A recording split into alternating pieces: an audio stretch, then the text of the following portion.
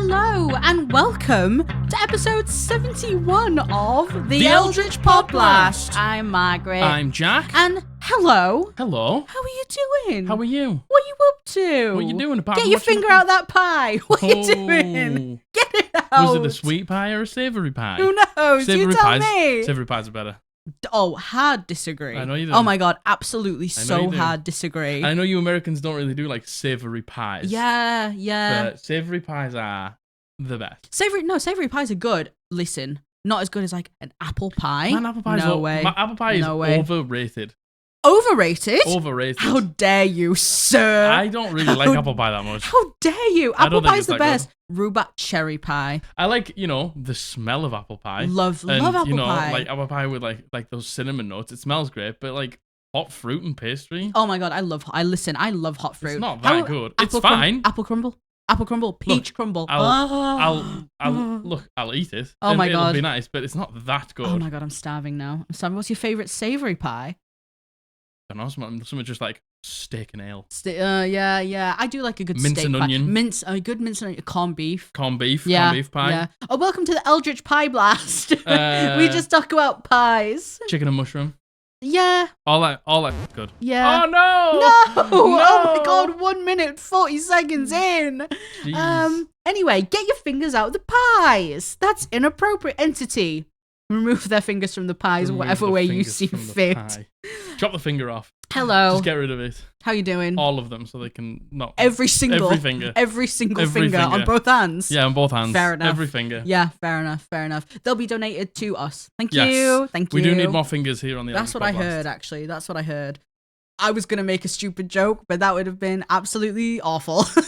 Go on. You said it now, so we have to hear it. You have to tell us it. Will I get demonetized? I'll probably get demonetized for it. I'm not saying it. Do it. But you can read between the lines. Eldritch.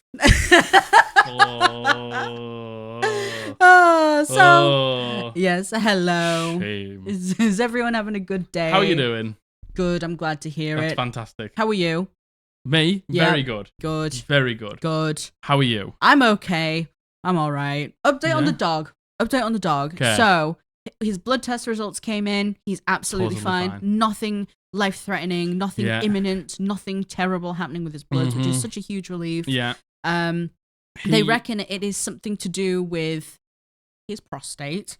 They think it might just be an infection. There's probably going to be a point where we're going to have to get some scans done, but not right now. Potentially. He's on some antibiotics. Yeah. He's been a lot brighter the past couple of days. He's been so much better. He did throw up just before we started as we were filming. putting the camera on, he threw up, he goes outside, he has a not so solid poop. Yeah. And then he starts panting and I'm like, well, you had to wait until the moment we were recording the podcast. Yeah. He's been not been fine. But he's been much better the past 2 days. Last 2 days he's been so much better. Yeah. Feeling better, acting better, just been being downstairs and enjoying his time with us.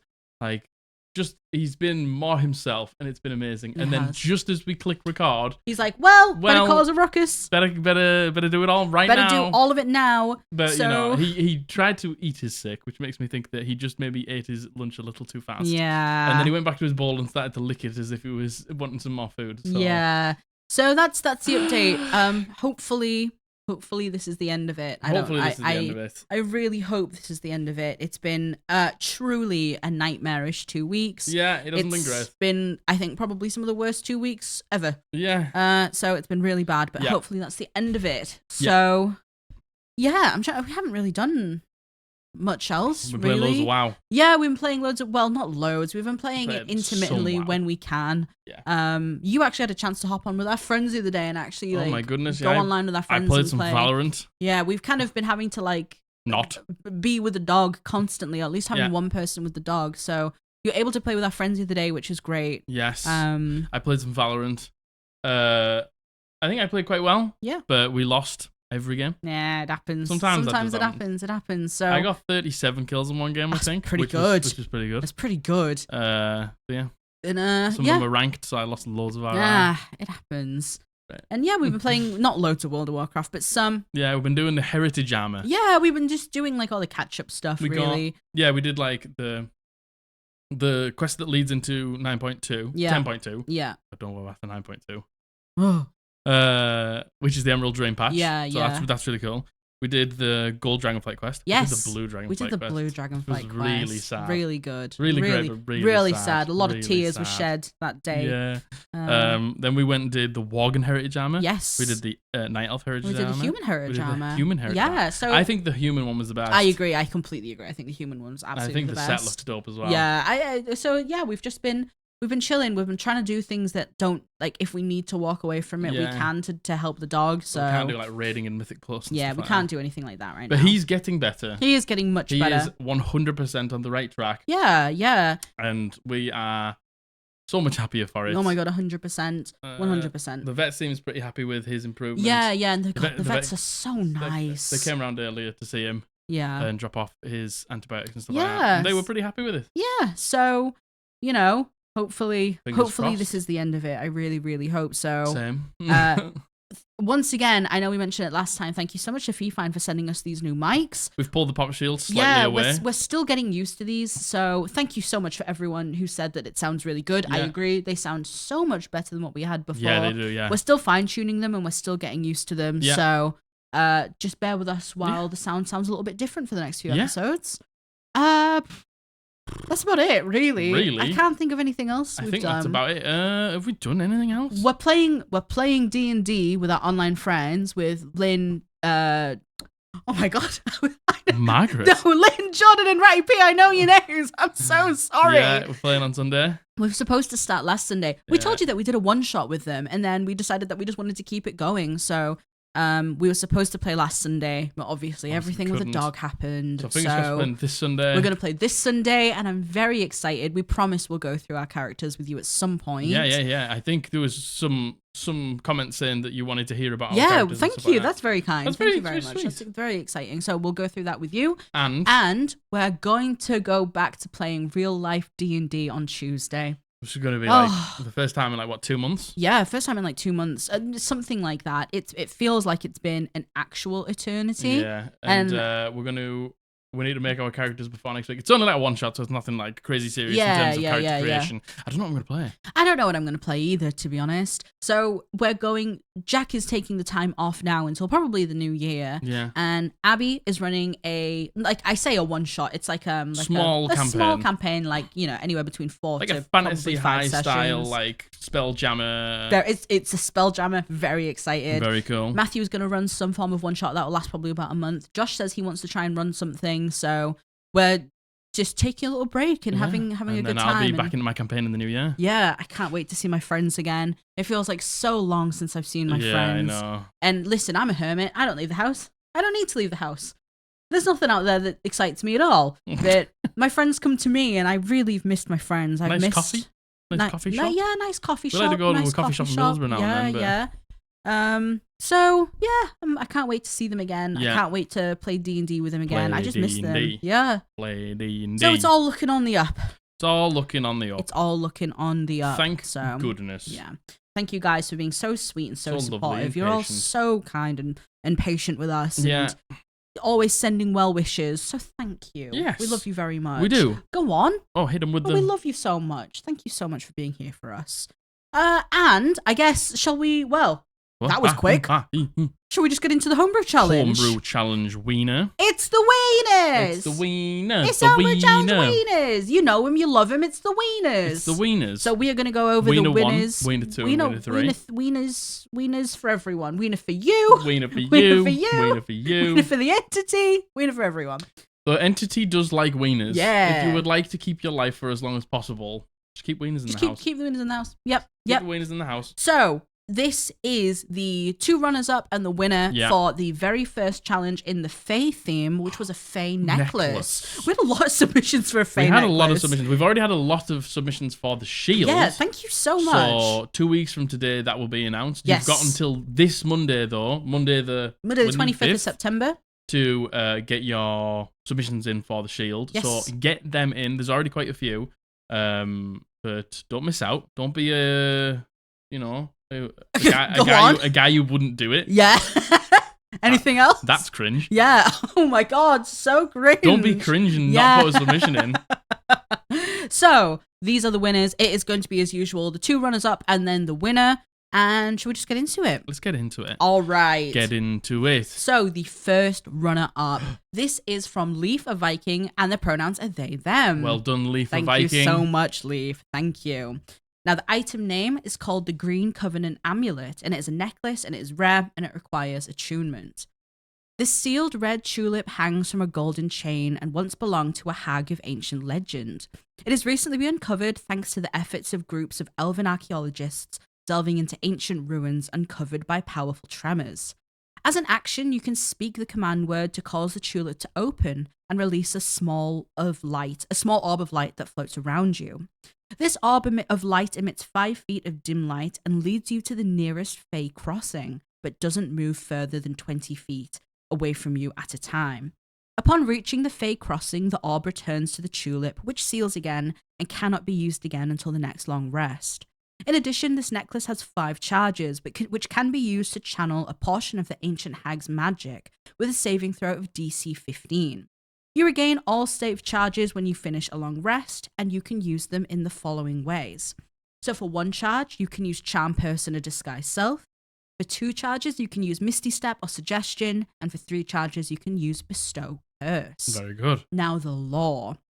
An ancient hag named Sena, Sena, S-E-N-A, once roamed the Feywild, causing chaos in her wake. John Cena! I'm so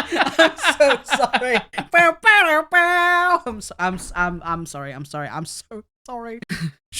Sorry. Rumor has it she ripped many portals into the prime material. I read prime material. As John Cena. As Prime Minister. Prime Minister? Prime Minister. Fucking God. I'm sorry. John! Lief, I'm so sorry. Oh my God. Rumor has it she ripped many portals into the prime material to gather materials for a ritual she was planning to do. Mm-hmm. But after opening 7, she mysteriously vanished and was never seen again. I think, are we going to have to stop this and do this again? No way. I'm sorry, I looked you in the eye and I could see you were still smiling. Yeah, because John Cena was funny. I'm so sorry. Her story has passed through the ages, eventually falling to myth, but ruins found surrounding a Fey crossing are often attributed as one of her 7 portals. What secrets lie in those ruins? What happened to her? And was disappearing part of her plan? Will we ever find out? Ooh. It's just good stuff, innit? It's just like good mystery. Like what was the ritual? Why did she disappear?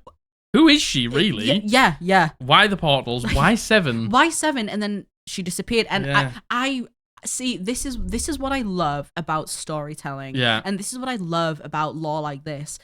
I love the questions at the end. Yeah, the questions that come from that rouse the mind. It's nice when you get information that makes you ask more questions. Yeah. As long as, at the very end you get what you want, which is the answers. Yeah, of course. But, yeah, I think, man, so good. So I love good. that. Like, was disappearing part of her plan? And I love the way it's written like this, because it's like, even if you weren't thinking of it like that, what if you were just like, she mysteriously vanished? Oh my God. Having the question at the end being like, was it part of her plan? Yeah. I love that. That immediately puts the seed of doubt into your mind. Yeah. And I feel like as a DM, if you were to give this item out, there's so much you can do. Oh, so much. Again, this could be like an entire campaign. Yeah, well, exactly. There's already so much lore just squeezed into, what is this, two paragraphs? Did she want it to fall into the hands of a mortal? Yeah. On the prime material plane? Did she? Because obviously she was ripping the portals from the Feywild to the prime material plane. So did she just throw it through and hope somebody found it? And what materials were they? What ritual was it? Yeah, was it humans? Yeah, exactly. Well, exactly. Is that why? Is this what happens every single time? She loses it, somebody finds it, they wander it in the Feywild, she consumes them or something like that. Yeah, and then what secrets lie beyond the crossing? It's clever. Absolutely, it's very clever. I love that, and I love the pathfinding aspect, the fact that it takes you to the nearest Fey crossing. Yeah, I love that. Absolutely love that. And again, I love the being able to expend the charges as well. There's actually some... there's some actual benefit to having it. And, Disguise Self is such a powerful spell. Yeah, and Charm Person, Misty Step, Suggestion, Bestow Curse. They're all so Fey. I feel like they're so tricksy in nature, and I love that. I absolutely love that. That is So Brilliant. wonderful. Well done, Lief. That's a really fantastic little magic item there. Thank you so much, Lief. That is absolutely wonderful. Thank you. Okay. All right, should we get on to the second one? Second one. So, this next one is John Cena! John Cena! No, this next one is... No, imagine if I'm like, no, yeah, really, John Cena. John Cena joined the Discord. Submitted to our Homebrew challenge. He's a big fan. So, this next one has been sent in by Nerdy Emma, and their pronouns are they, any. Thank you so much. Thank you, Nerdy Emma. The socials say see the Discord profile, which I'll leave in the credit below. And the name of the item is the Necklace of Ageless Delight. Nice. It requires attunement. It is a very rare rarity. Very rare rarity. And the inspo is Peter Pan, which I feel like really comes through in this, which I love. So the description: Fae have always loved mortal children with an unbridled joy and innocence. Child. I'm sorry, I am absolutely on one today. Child. Can you tell that I'm relieved that my dog's okay, so I'm acting really weird? That's how it's been recently. Yeah. It's been like ever since he started to like show signs of how much better he was getting, there's just been a very happy vibe in the house, which has been very nice. Yes, it has. Occasionally, those mortal children find their way into the Feywild and never leave again. They are the Fey Lost. The Necklace of Ageless Delight is a silver ice skate pendant gifted to the most innocent of the Fey Lost, those who never lose the wide-eyed gleam in their eyes, nor their sense of wonder and whimsy. With enough time, these ageless Fey Lost become Archfey with their own domain to guide and protect the other Fey Lost children. This responsibility comes at great cost. Each full moon, the Fey Lost must choose to forget everything that they have experienced in the previous month. If they choose to remember, they lose their status as the most innocent of the Fey Lost.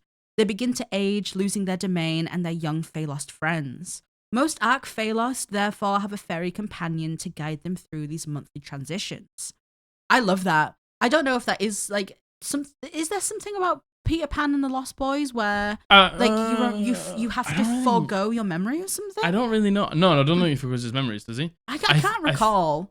The Lost Boys are something completely different, aren't they? Oh, are they? Or are they? God, I don't know. I don't know. I've never really cared about Peter Pan. No, don't come at me. No, to be fair, I haven't. I don't know. I couldn't even tell you when I've like watched the film or anything. Yeah, like yeah. I don't recall too much about it's not it either. Like my vibe, really. Yeah. Just like I just love like the Fey Lost, like the name of it. No, it's just so like rich in lore. I know. And the idea that like these, I just imagine like a child asleep at night, like near the woods or something like that, and like a Fey portal like opens up and it like calls itself to the child, and like sneak out the bedroom window and like wander into the forest, and they see this portal and they walk through. And like in this world, I obviously imagine the Feywild can be dangerous. I feel like the Feywild maybe in this world isn't like a massively dangerous place. Yeah, well, I mean, even regardless, you know, like with danger, there also comes whimsy and things like that. And I just love the what's not affiliation of like Fae with like whimsy and seeing the world through like a child's lens because that is very whimsical. I love it. So the mechanics and abilities. When attuned to this necklace, you gain a flying speed equal to their walking speed, activated by lovely, wonderful thoughts. And in brackets it says players should narrate those thoughts. Very cool. You have advantage on wisdom perception checks. You are immune to being charmed or frightened, and you cannot age naturally, and you are immune to any effects that would cause aging. In addition, the necklace has 3 charges, and it regains expended charges daily at dawn. You can use these charges in the following ways while wearing the necklace. As an action, you can transform yourself into a giant eagle as though under the effect of the polymorph spell. And as a bonus action, you can grant all allies within 30 feet of you advantage on the next saving throw they make to avoid or end the charm or frightened conditions. Very cool. I love that. So cool. My favorite part, obviously, is the bit where it's like, you can activate your flying speed by thinking lovely thoughts. Lovely, happy thoughts. And you have to narrate those thoughts. I absolutely love that. I love that. That is such a wonderful spin on it. Like becoming just weightless. Yeah. In that moment. Yeah. When you think those like happy thoughts. When all of like your troubles like wash away. Yeah. And it sort of like alleviates gravity. Yeah, I guess in so. a way, I guess. Yeah. I absolutely love that. And, you know, obviously things like the advantage on perception checks, immune to being charmed and frightened, can't age naturally. Love that. Being able to polymorph into a giant eagle, love that. Great. Absolutely Fantastic. love that. Again, that's always useful. There's probably some like Peter Pan lore, and I'm not saying that this is like exactly based on Peter Pan, right? It's just the inspiration. Inspiration, yeah. I'm wondering if there's something like affiliated with that, but even then, I think that's still I love cool as fuck. You know, the not aging. Yeah. My favorite bit is the flying. 100%. Yeah, me too. Oh, me too. Like the flying 100%. Is so thematic. Like totally. Having like all of those negative thoughts like wash away, and then like being able to like break fundamentals of being bound by gravity and something like that. I think that's so special. I love that. And you know, I obviously I love the lore as well. Like the fact that there is something called Fey Lost, and there's so much you could do in the world with that, from both like the mortal realm and then the Feywild as well, right? I absolutely love that.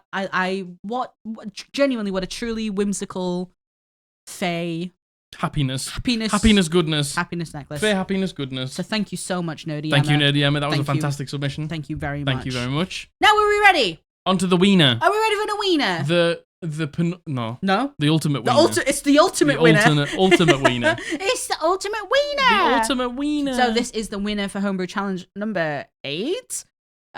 For a Fey necklace, and the winner. Done 8? Yeah, I think this is 8. Is this number 8? Yeah, I think so. Anyway, this is the winner for number 6. Insert number. No way. It's more than 6. This is definitely 8. Sure. Yeah. Yeah, it might be actually. Yeah. Because we did 4, then we did 3, then this is the first one of the fair. Yeah. So that would add up to 8. Yeah. Perfect. So well done. The winner is TPZ. Well done, TPZ. Well done, TP. Woo! Thank you so much. Congratulations, TPZ. You're going in the Hall of Fame. The Hall of Fame. And this is why. So his pronouns are he, him. His socials are T_PZ. I will, of course, link those below. T_PZ. Yeah, TPZ. And the item name is Amulet of the High She. And it requires attunement, and it is a rare item. The description is millennia. There's also an image that accompanies this as well. I'll keep the image up on the screen as we go. And the description is, millennia before anyone spoke the word fairy, the queen of the winter court took a mortal lover. This human fascinated her with honeyed words and fanciful stories of the world we call home. No one knows the amount of time they spent together, but eventually the human started to age, as all mortals do. Before the mortal's life expired, they were granted one request, to go back to say goodbye to their family. A great sadness overcame the Winter Queen, and she shed a single tear that froze solid as it fell. The mortal caught it in their hand and passed through the curtain between realms. The mortal's descendants have passed down the item through generations, and it has brought good fortune and prosperity to the family name. Today, it has been fashioned into a necklace. The pale blue stone shimmers blue and purple as a light passes through it. It is frigid to the touch of anyone, but its wearer to whom it feels like a cool autumn breeze. Man, look at that. Look at all that whimsy. Look at all that lore. Look at all that lore. Look at all that lore. I've said it before, I'll say it again. I love love. I love the tragedy and like the bittersweet of the love. Yeah. I love it. Like it's a very common theme in Dungeons and Dragons when you've got like elves and humans living side by side of like two completely different like lifespans. Mm-hmm. Like the tragedy of love is a very common theme, I think. I agree. To basically outlive your partner, but you still love them even though you know it's probably going to end horrifically for one of you. Indeed. Which is, very cripplingly sad. Cripplingly sad, and I love that. I'm all about that. Like that is encapsulated in the tier here. Yeah, I love that. I love that. I just love the thematics of like to anyone it's like icy cold to the touch, but to the wearer. Yeah, it's like a cool autumn breeze. I love that. So the mechanics and the abilities of the necklace. This necklace has 3 charges and regains 1 charge at dawn of each day. You can spend a charge to gain +10 to all charisma checks for 1 hour. While wearing the amulet, you cannot knowingly speak false. You can refuse to speak, and you can omit information. However, untrue statements cannot pass your lips. While this effect is active, the stone glows a faint blue. So maybe not for a deceptive character, but definitely for a persuasive character. Indeed. Like I gave Matthew something like this in campaign 1. Yes, you did. Yeah. That he got advantage on charisma checks. Couldn't lie. But he couldn't lie. Yeah. So, and we had no idea about this at first. And I absolutely love that. Again, it's a double-edged sword because the +10 to all charisma checks for an hour, wonderful. Not being able to lie. I wouldn't be able to do that. I lie so much. Yeah, you love to lie. And Dragons. I think everyone has like a little bit of lie at the beginning. Yeah. Maybe it's not even so much lie; they just withhold. Maybe withholding information. And to be fair, it says you can omit this. It's kind of like Zone of Truth. Right? You can omit information. Yeah. I absolutely love that. I think that is just so whimsical. That is so beautiful. I would love to see what the thematics are of like trying to lie. Yeah. Like, do you just lose your voice? Yeah. When like you what try and lie? Yeah. What do you happens? choke on your words? You know how, like what is it? Like I think it's a thing that Faye can't lie. Right? Is that that's the case? Kind of like a I don't know. There was to be honest, reading through all the submissions, there was a huge emphasis on Faye not being able to lie and not being able to lie. So I don't know if that is something that is canon. But I think that's could be canon so in your cool. world, baby. I love that. That's so cool. I think that's so cool. And once again, there is so much lore that you can take away from this, and it's just a beautiful story more than anything. It's just a beautiful story. It's a beautiful story, and I think it's really well written. Truly. So well done, TPZ. Thank you so much, TPZ, going to the Hall of Fame. Into the Hall of Fame with the rest of the wieners. Yes, the rest of the wieners. And again, you have got until Monday to get your shield in, your face shield. Your face shield. We've got a few in there already. I want to see some more. Otherwise, cringe. Cringe. But yeah, well done, everyone. I'm glad you're still enjoying the Homebrew Challenge. Yes. It's so great to see such a creative community. And, like, at the fundamentals of being a dungeon master or a player in Dungeons & Dragons, like, creativity is such, like, a massive thing. Yeah, totally. And it's so good that you can all showcase it and we'll to everyone else. Doing this as long as you continue enjoying it. As long as you continue enjoying it, baby. Thank you so much to everyone who has entered, everyone who is going to enter. We really appreciate it. And we just love reading your submissions. It's just good, clean fun, innit? Good, clean fun. It's well so, fun. Thank you. Thank you. Thank you. And that's it for Homebrew Challenge. Yes. All right. You can... I say it every time. I say you can read. You can perceive us. You can... Some of you might be able to read. No, I know they can't. No. I took that ability away so from you them. could read? Yeah, I'm sorry. Is that why you're so good at reading out loud? Yeah, it's because in these moments I have to harness the brain cell, okay? Yeah. It's actually selfish of you. It's in overdrive right now. Yeah, exactly. It's in overdrive. It's working real hard. So thank you for giving up your ability to read and giving it to me. Much appreciated. Will I be sharing it back out at the end of this? Well, that's up for debate. I didn't hear the question. Yeah. So I never heard it. I don't know who you are. From what you can perceive of us right now, we are once again doing some D&D hot takes, takes and unpopular opinions. Hot takes and unpopular opinions. Ooh, this is a mixture spicy. of submissions and things from the Reddit. Listen, thank you so much to everyone who submits their unpopular opinions / hot takes. I know it's a little bit scary submitting them, but thank you. It's very much appreciated. And if you have a D&D hot take or an unpopular opinion you'd like us to discuss, we have a submission form. It's in the description below. Check it out. Send us your D&D hot takes. We really appreciate it.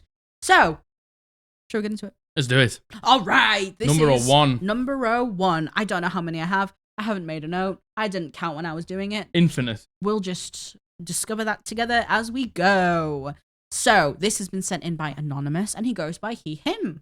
Thank you, Anonymous. Thank you, Anonymous. I just locked my phone because my dog's just come downstairs. The dog's chilling out with us. So number one, Anonymous. Dungeon masters who can't do anything outside of pre-written adventures are bad dungeon masters. So I'd like to start by saying two things. One, I'm a dungeon master, and while I homebrew everything, I get that most DMs can't do that, and I don't blame them. Two, I don't have any problem with pre-written adventures. I'm playing in Netherdeep right now, and I love it. The problem arises when the DM refuses to include anything not in the book. No character backstories, no original NPCs, even just like shopkeepers, no descriptions that aren't word for word to what it says in the book. The game doesn't feel like a real game, and instead more like a pre-written video game. It takes away from the point of playing D&D, and not just saying playing another game like Baldur's Gate 3. In my Netherdeep game, our DM works really hard to incorporate all of our backstory NPCs and places, and makes the game feel more customized to us, while still having the more polished story of a pre-written module.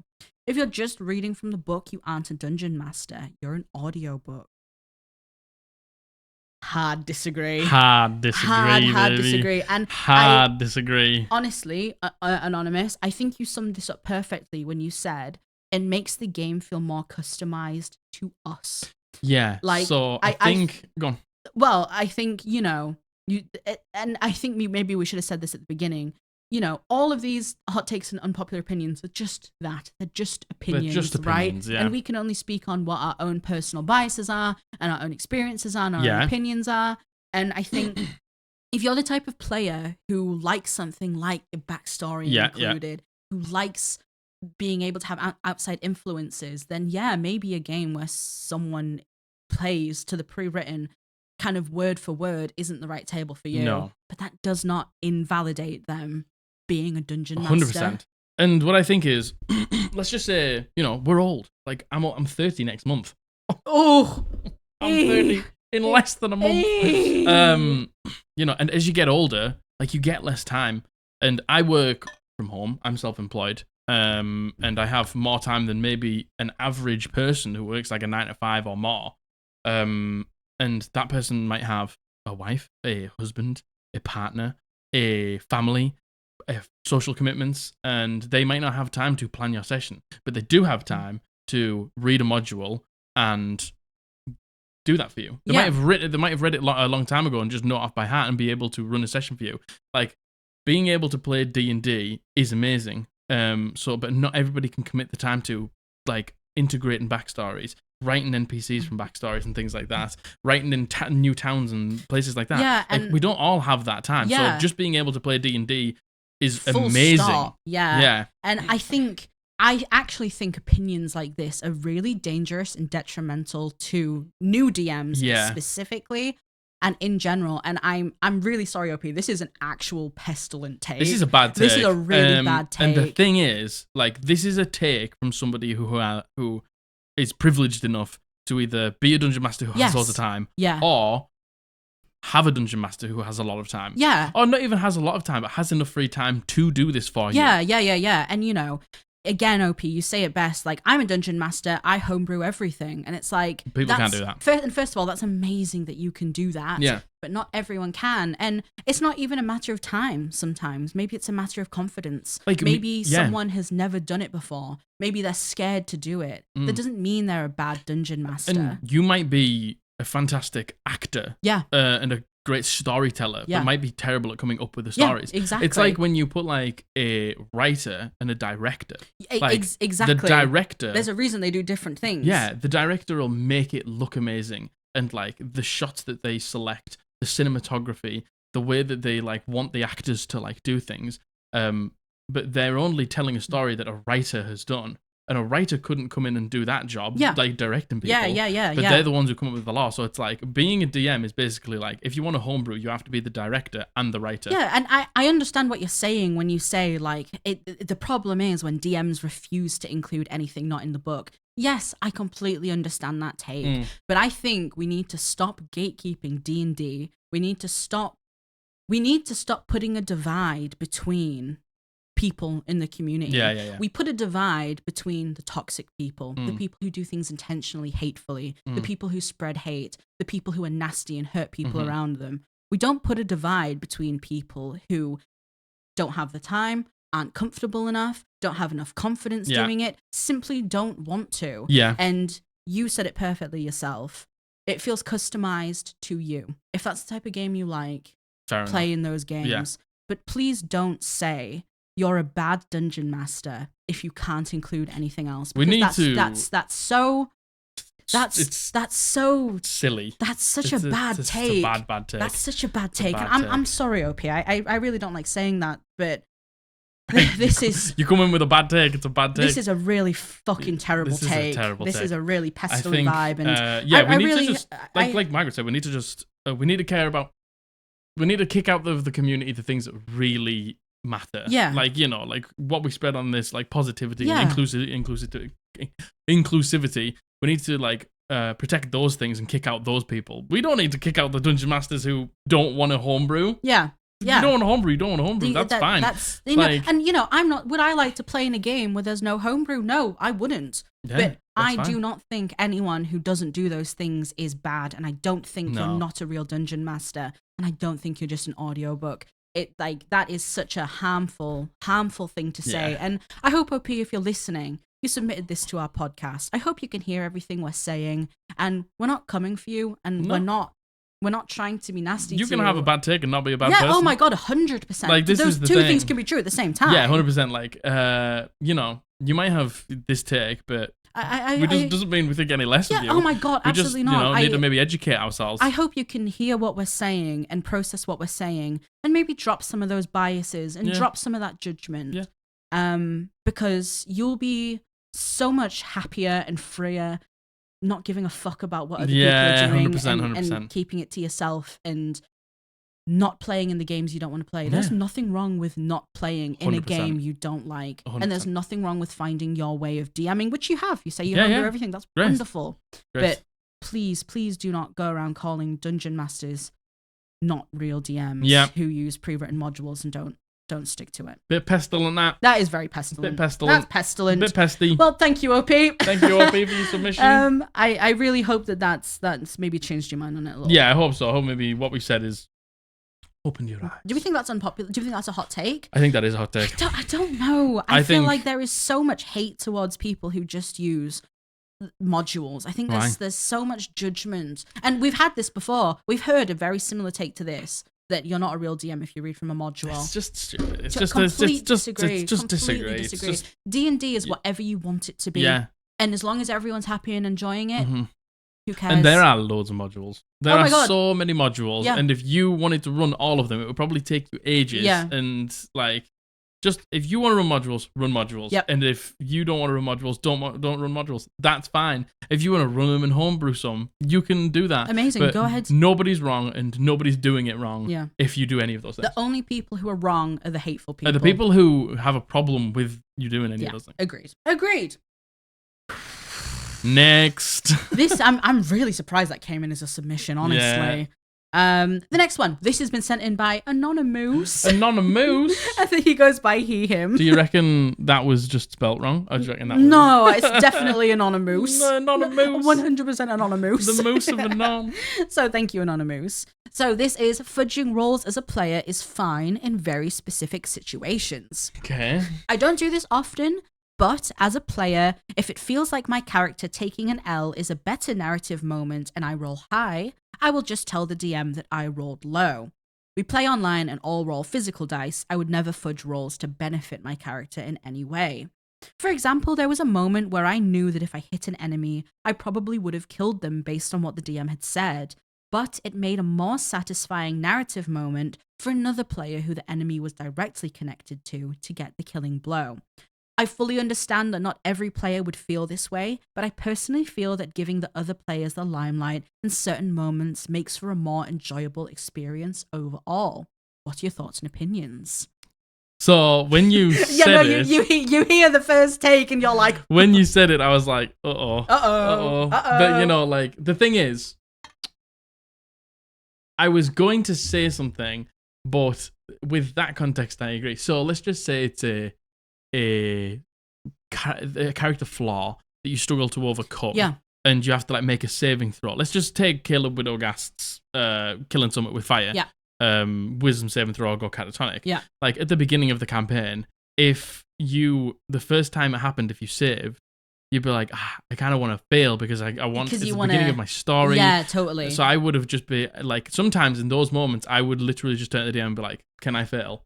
Yeah. Yes. Yeah. Like I don't want to roll. Yeah. Yeah. So like I don't mind that, but when it comes to the fighting and maybe someone's had a bit of a downer, maybe somebody's just missed loads and they're up after you. Yeah. You don't want to turn to the DM and be like, I want to give up my turn because I want them to kill it because it's like maybe like pity party sort of thing. Yes, completely. So like the fact that you just like I miss.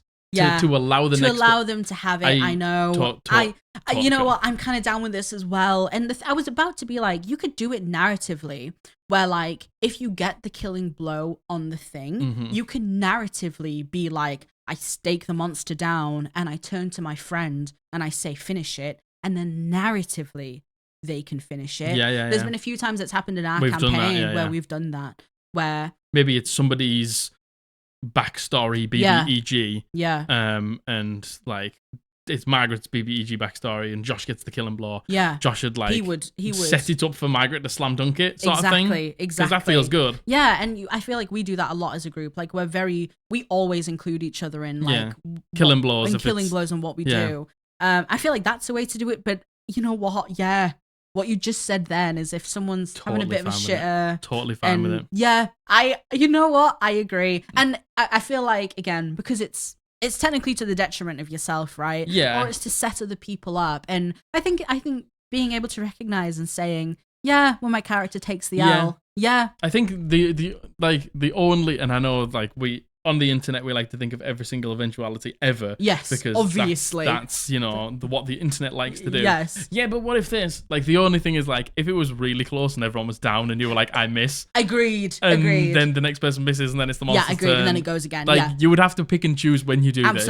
Absolutely. If it's, like, completely in your favor, monster looks low, everyone's quite healthy, somebody's just had a shitter, then it's fine. Yeah, I agree. And you know what? I think the whole giving other players the limelight and allowing them to have the moments with things that pertain to their backstory. I think that's so important. And that's a wonderful sentiment, Anonymoose. It's very Anonymoose. Yeah. Do we think this is Anonymous. a hot take? Yeah. I think people I don't think a lot of people would be willing to take the L. I think this will divide the community of the combat fiends would probably be like, nah. Yeah, and the dice. The dice have its say. But I think the roleplay fiends would be very, very, very keen on this. I think there's an in between as well. I love that. What do you think? I love this. Reckon? I think looking out for your friends and your party members and stuff like that to make sure everybody gets the limelight is so important. I agree. What do you think as a DM?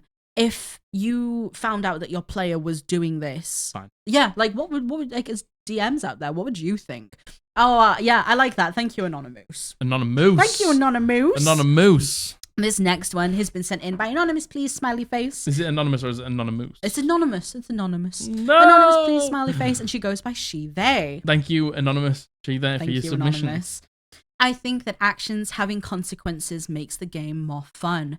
I'm not sure if this is a popular opinion, but I've recently started playing a campaign where the DM outright stated that he will not kill off PCs unless specifically planned. Now I feel like combat or my choices don't have any consequences if I know that my character will make it out alive anyway. I think there needs to be a balance between the player versus DM mindset, which I hate as a DM and a player, and the do whatever you want mindset. Yeah, it's a fine balance, and I think most people walk it pretty well. Yeah. But I'm the same, and I know there's a bunch of people out there who completely disagree with me that I'm happy to just play D&D. Like, I don't want to die. Yeah. That was you a few years ago. That was very much me a few years ago. The thrill of death isn't what drives me. But to me, if I knew there was no way I could die, I'd be so bored. Yeah. Yeah. I would be like, what's the point in any combat? And I get that. Yeah, I fully get that. The threat of my HP, my number being reduced to 0. Yeah. And then the enemy either hitting me and taking away my death saves, or me just rolling badly, excites the fuck out of me. Yeah, that's completely valid, and that's I feel like a lot of people play that way. Mm-hmm. And I still sit in the middle of this. Like, if my character died now, I would still want to be able to try and bring her back. Yeah. I would like to try and bring them back somehow, however that looks. Yeah. But I also still don't need the threat of death to be invested. I'm going to be invested no matter what. See, I think this is where it really divides, is let's just say, okay, you can die and we'll give you, there's a chance that we can bring you back. I don't know why Google's firing off there. There's a chance that we can bring you back. But I think what you misunderstood to me was if you died, you were like, oh no, we can bring me back. And I'm like, well, there's a chance we can bring you back. Yes. It's never a guarantee. Yeah. It's always going to be leaned in your favor. Yeah. But if it comes to the role of the resurrection or trying to bind the soul back to the body and you roll a 1. Yeah. See, even then, I still sit in the camp where I would like to be able to have a way to bring my character back. Yeah. No matter what. I think the thing is, you're never going to all agree, I don't think. Oh, no, I don't think never. everyone's ever going to all agree. If at this point now, I've changed my mind. If you died in my campaign, I would just allow you to be brought back with a quest, a mission, an attempt. That's something, we've had to go through something to get you back, so it feels like it has weight. Yeah, I agree, and I think that's the right way to do it. I completely understand people who are like, death's final, you can't come back, that's the end of it. I totally understand that too. Yeah. But you know, as Anonymous is saying here, like, having your DM say out loud, "Oh yeah, I'll never let any of you die." Like, yeah, that does feel bad. That feels bad. That does feel bad. Like, I remember when, campaign 3 spoilers, someone died. Yeah. Yeah, so someone dies, and they go on a mission to bring them back. Yeah. And at the end, like Matt said, if somebody wants to be brought back, I will allow them to be brought back. Yeah. Like, it doesn't always have to be this hard, like, dice roll and stuff like that. And I think I agree. I think now I finally agree. If you sat at my table and you were like, as soon as I die, that's it, I don't want to be brought back, fine. Yeah. If you want to go on the mission and there still be a chance that you don't get brought back, fine. Yeah. If you want to go on the mission and never, like, no matter what, be brought back, fine. Like, I think what I've come to realize is I'm happy for you to come back. Let's just say there has to just be like a narrative consequence of some sort. Yeah. Like, when Abby died, she said to me, like, yeah, I can come as a different character, something like that, but my ideal would be I'd be brought back. And I fucking tousled and I turned with it for ages. Because I was like, no, like if you die, like, there has to be a chance that you don't come back. And I was like, why? Yeah. Why is that? Abby plays D&D because she wants to have fun.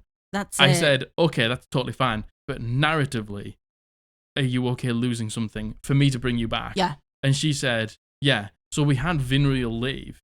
And now, in the future, we're going to do a one-shot where we go and try and get Vinriel back. Which I think it works out even better than I think it would have otherwise. It was such a sad moment in the campaign. Yeah, it was. And it was like everything that Abby had like almost like hinged her plans on for the end of the campaign was gone. So she had to like change and adapt. And that felt better to me than her losing TRP. Oh my God, 100%. In the last like handful of sessions. Yeah, 100%. She died when we were 4 sessions off the end. Mm-hmm. Like, that would have felt terrible. It would have just been pointless. And, you know, at that point, having to go and do like a mission to bring her back when we were like we were so excited to like to actually conclude do the thing. story. Yeah, it would have felt terrible. Why would I put a spanner in the works there for no other reason than me wanting to stick by this arbitrary rule of being like, no, you have to lose something. You know, she did. She lost something narratively, and like it hurt her character. Yeah. And she roleplayed it excellently. Yeah. Oh, so, 100%. And it all mattered to all of you because Vinriel had become like a part of the party, and you know, it was great. And I think that was so much greater than that. So the thing is with this, I totally agree. I do. Honestly, I do. And I think OP is right saying there is a happy medium, right, between 100%. Player versus DM, and then do whatever you want. And the happy medium is per table. Yeah, the happy medium's per player. Per player, per table, think, per honestly, DM. Yeah, I think so. If a DM doesn't want to deal with the prospect of death, then your players have got to get down with it. Yeah. And if you don't enjoy that, then that's not the right table for you. Agreed. If your DM's like, death is final, there's no revivify or anything, like, you've got to get down with it. Yeah, you have to be okay with that. And, you know, DMs who, like, I have changed my mind so much on this as I've gone on as a DM. Now, like, yes, death is real, death will happen. And you can come back if you want to. You don't have to come back if you don't want to. Because I can think of people at our table who wouldn't want to come back. And if you do come back, I'm fine with you no matter what being able to come back, but you'll just lose something narratively. Yeah, I agree. And I think, for me, that's what excites me. Yeah. The idea of, oh God, my character could die. I could lose something. I know she'll come back, but what am I going to lose because of it? At what cost? And I love that at what cost kind of question. Yeah, like I would never like take skills. I would never take levels. No, I would never take anything like that. It would be narrative. Yeah. But this is the thing. We play in like a super narrative focused, super narrative heavy game. Exactly. Like where backstories are considered. Yeah, exactly. So like we'll just be further up from a goal or lose something. Yeah. So, God, I can't wait to play D&D again. Oh my God. I can't wait to DM again. I can't wait. It's been so long. Do we think this is an unpopular opinion? I don't think so. I don't think so. I don't think the actions having consequences make the game more fun. I think a lot of people would agree with that. Yeah, I agree. Totally. I agree. Yeah. Thank you so much, Anonymous Please Smiley Face. Thank you, Anonymous Please Smiley Face. So this next submission, this is the second to last submission, is from Mr. Rime, and he goes by he, him. Mr. Rime. Hello, Mr. Rime, back again. Submissions. Let's go. Hello. I'm sending a 2-in-1 with this, in brackets. I'm hoping for rancid vibes on this submission, but I want it to be earned. The first one is, high DC doesn't make for a challenge, it makes for more frustrating roleplay, and announcing the DC before the results of a roll. So for the first one, there's nothing more frustrating than having a fun idea for something inconsequential just to get a low dice roll and having it fail, or ending in the character destroying the situation. I understand I'm playing a game with dice that have ones on them, but my counter argument for that is, if my character is doing a street side show and they go to do a backflip, they're proficient in acrobatics, and they have a backstory of being a circus performer, a DC 20 acrobatics check isn't going to be a challenge. It's just going to be frustrating when they inevitably do not meet that DC and then makes the player feel bad because their character doesn't get to do the thing they were built for. Mm-hmm. It especially feels crappy when the only consequence is they don't get to do it in a zero stakes situation. Okay. So that's for the first one. Okay, should we break that one down first? Yeah, I agree. Yeah. So I agree. I think there comes a point in dungeon mastering where you realize that, like, it was with Matthew in my campaign. Like, he was a Simic hybrid. Yep. Who looked like an orc. Yep. And he was all about. It was a Simic hybrid. Yeah. You knew that. Did I? Yeah. What's a Simic hybrid? It's like a modified sort of person. And he just looked like an orc. He just looked like an orc. He just looked like an orc and he was a Simic hybrid. I feel like I did know this. You did know this, yeah. Yeah. I'm pretty sure that's exactly what it was. Basically, he had like the climbing stuff, so he was really great at climbing. The glide? Yeah, the glide. So when it came to things like, oh, Jack, I'm gonna climb up this massive tree and try and look, I'd be like, make me an. No, you can do it. Yeah. Like, oh, Jack, I'm gonna like make this leap. That's sort of like would have been fine in his long jump stats, and I'm like, oh, make me an. And I would just start to be like, why am I doing this? Yeah. Like, you've built your character around this thing. Let them be good at this thing. If your character's a circus performer who's proficient in acrobatics and they want to do a backflip, you do a backflip. Mm-hmm. Or let's just give them advantage and make it. Like, if the DC is like 5, then why are we making them roll? And like, I think rolls should only be pertinent to obviously everything in combat, right? Yeah. But like, in terms of things like, I don't know, persuasion checks, there should be a roll. Stealth checks, there should be a roll. Mm-hmm. Lockpicking, there should be a roll. Yeah, because like that's against a DC. Yeah, like somebody's put the lock on to prevent. Yeah. Somebody's got perception to see. Yeah. Like somebody's got insight to see if someone's lying. Yeah, yeah. Like doing a backflip, you're not like rolling against anything. Yeah, totally. Yeah, Mr. Rime, I completely agree with that. Yeah. What was the phrase? What was the beginning bit? So, high DC doesn't make for a challenge, it makes for frustrating roleplay. Okay, yeah. Yeah. Because obviously, look, there is some things in the game that need high DC. There is something in the game, enemies will have high DCs.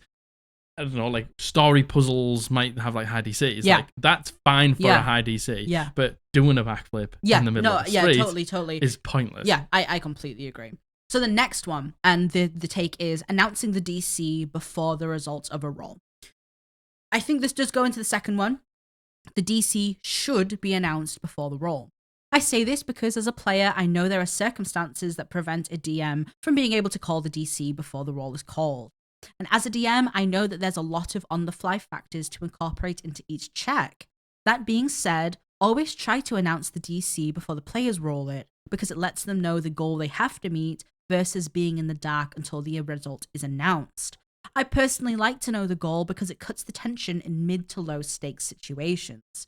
Going back to the first take, there's nothing more demoralizing than when your character who should be good at something doesn't get it just to learn that the DC was 20 after the fact in a situation that has no stakes. I love the podcast and I'm looking forward to the vibes. Thank you, Mr. Rime. I don't know why I started doing this, but I started doing this. You started doing this? I started doing this. You literally started doing this? Like, at the end of the campaign. Like, if it comes to, like, well, even after the first spell is cast in combat, and, like, I failed with a 15, I succeeded with an 18, so it's a 16 or a 17. And, like, as soon as they know it's a 16 or a 17, like, the second spell, I'll be like, it's DC 17. Because that cuts the slowness of combat. As soon as we work out what the DC is, you just remind us of what, exactly, you just remind us of what it is. Or, like, if we're one off, you're like, you were one off. Do you know what I mean? And I think for this, announcing it builds just, first of all, a really great atmosphere. Yeah. Because then everyone's like, oh, so right, I've got a +5 and it's a 15 DC, so I need a 10 or above, and then everyone starts to lean in. It's like I love that atmosphere. It builds a bit of transparency. Not that you need to be transparent with your players, like with all roles, and I understand people who don't like doing this. There's definitely going to have to be some roles that you do in private. Perfect example of this, when we went into the fight with Nidhogg, and we rolled against to see if we could get through that wall, and you rolled out in public, and it was a 1. It was a 1, and it ruined the beginning of my combat. Yeah, it didn't ruin it for us. No, but like for you, it put me at a massive disadvantage. Yeah. So I think there's some roles you're obviously you cannot give the DC for. I agree. It's like, I think I got it because I was watching Dimension 20. Yeah. And Brennan is like, and I get why people wouldn't do this. Yeah. Like I watched Brendan, too. and he's a super confident dude. Yeah. And he's a fucking unreal DM. Yeah. And he just like, let's call it a 15 DC. Let's call it a 16 DC. Yeah. Being able to think of that on the fly, it's like you have to think about a few things as a dungeon master. Yeah. Why is it the DC is? Yeah. Why is it going to be hard? Why is it going to be easy? Yeah. Like, what are the factors that are going to dictate how high or how easy it is?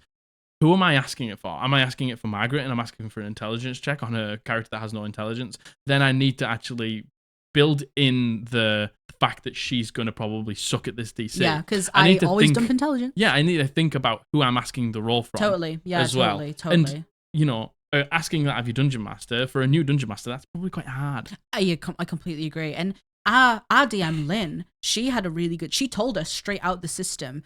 She told us, like, DC 15 is this, DC 17, 20, etc., etc., etc. So going into skill checks or checks, we know it's like the severity kind of what we're going for. Of how will you succeed or fail. Yeah. I really enjoy that. I think I really enjoy. I've come accustomed to, as a dungeon master, telling my players DCs for checks that they want. I agree. I completely agree, and I fully understand. I think the first one, not unpopular. I think the second one, the community on a whole, I think a lot of people will hate that. Yeah, I think people would dislike that. Announce the DC. But I think people quite will hate that. I like that. No rancid vibes here, Mr. Rime. Nah, no rancid vibes here, baby. I think I agree with all of it. Yeah. And the thing is, like, if you don't want to share the DC with your players, that's fine. Yeah. Like, you don't have to, but I think it's great. Yeah. I really enjoy doing it, and my players seem to enjoy it as well. We really do. So I think I'll keep doing it. Yeah, indeed. Thank you, Mr. Rime. No rancid vibes here. Now, this is the last submission before we get onto the Reddit. God, we've been flapping our gums for a long time. We've been chatting away. We've been chatting. Been chit-chatting, Chit-chatting. This has been sent in by Anonymous, and they use any pronouns. Thank you so much, Anonymous. Thank you, Anonymous, for your submission. There is such a thing as a helpful backseat DM. Sometimes it's actually really useful when a player says, actually, I think this spell works like this, or I think rolling this would make more sense, or saying to another player, remember, you can do this, because someone has genuinely forgotten something, made a mistake, or they just have an idea in the moment that works better than the quick decision I made as DM. As long as you're not being a dick about it or assuming other players and the DM don't know what they're doing, and you're willing for the DM to overrule within reason, I think it's completely fine. I've had people call out backseat DMing at the table I was at when a character was literally just correcting the DM on a mistake, and it really bugged me. So, this is all about the dynamic at your table. Exactly what I was going to say. This is all about like the levels of trust and understanding and comfortability you have in your table. Agreed. Because we've said it before, there's nothing more fucking annoying than someone being like, actually like that. Yeah, or like when you're trying to do something and someone goes, that's not how it works. Like, but again, there's ways of doing it, because we do it at the table. Oh my God, Josh. Yeah. I'll say it. I've said it before. I'll say it again. If we didn't have Josh, we'd forget everything we ever knew. You'd forget everything. Like, everything. Josh is the helpful reminder of the group. Josh is like, don't forget you've got this. Don't forget you've got that ability. Don't forget you've got advantage. Don't forget you're resistant to that damage. He's like, I'm hungover. I'm not going to be any help today. Literally brighter than everyone at the table. Oh my God. So having a player like that who's like, don't forget you can do this, by the way. Yeah. Really, really, really helpful. Really important. Yeah. I think as well, like, when it comes to correcting your dungeon master, like, that all comes down to, like, time spent with, trust, like you said, comfortability. Like if your dungeon master's like, oh yeah, go on, roll this, and it's like, actually it's not a roll, it's this. Like if any of my players did that to me, I'd be like, oh, is it? And I'd check it and I'd be like, yeah, you're right. Like, and I'm totally fine with that. Yeah. Like, because there's so many times us as players are like, can I roll this instead? Yeah. You know what I mean? Yeah. Like, I think, like, if you're comfortable and the dynamic's cool, I can see it being totally fine. Yeah, I agree. But I think if you're brand new, people might take this the wrong way. Totally. Even if you are doing it with good intention. Totally.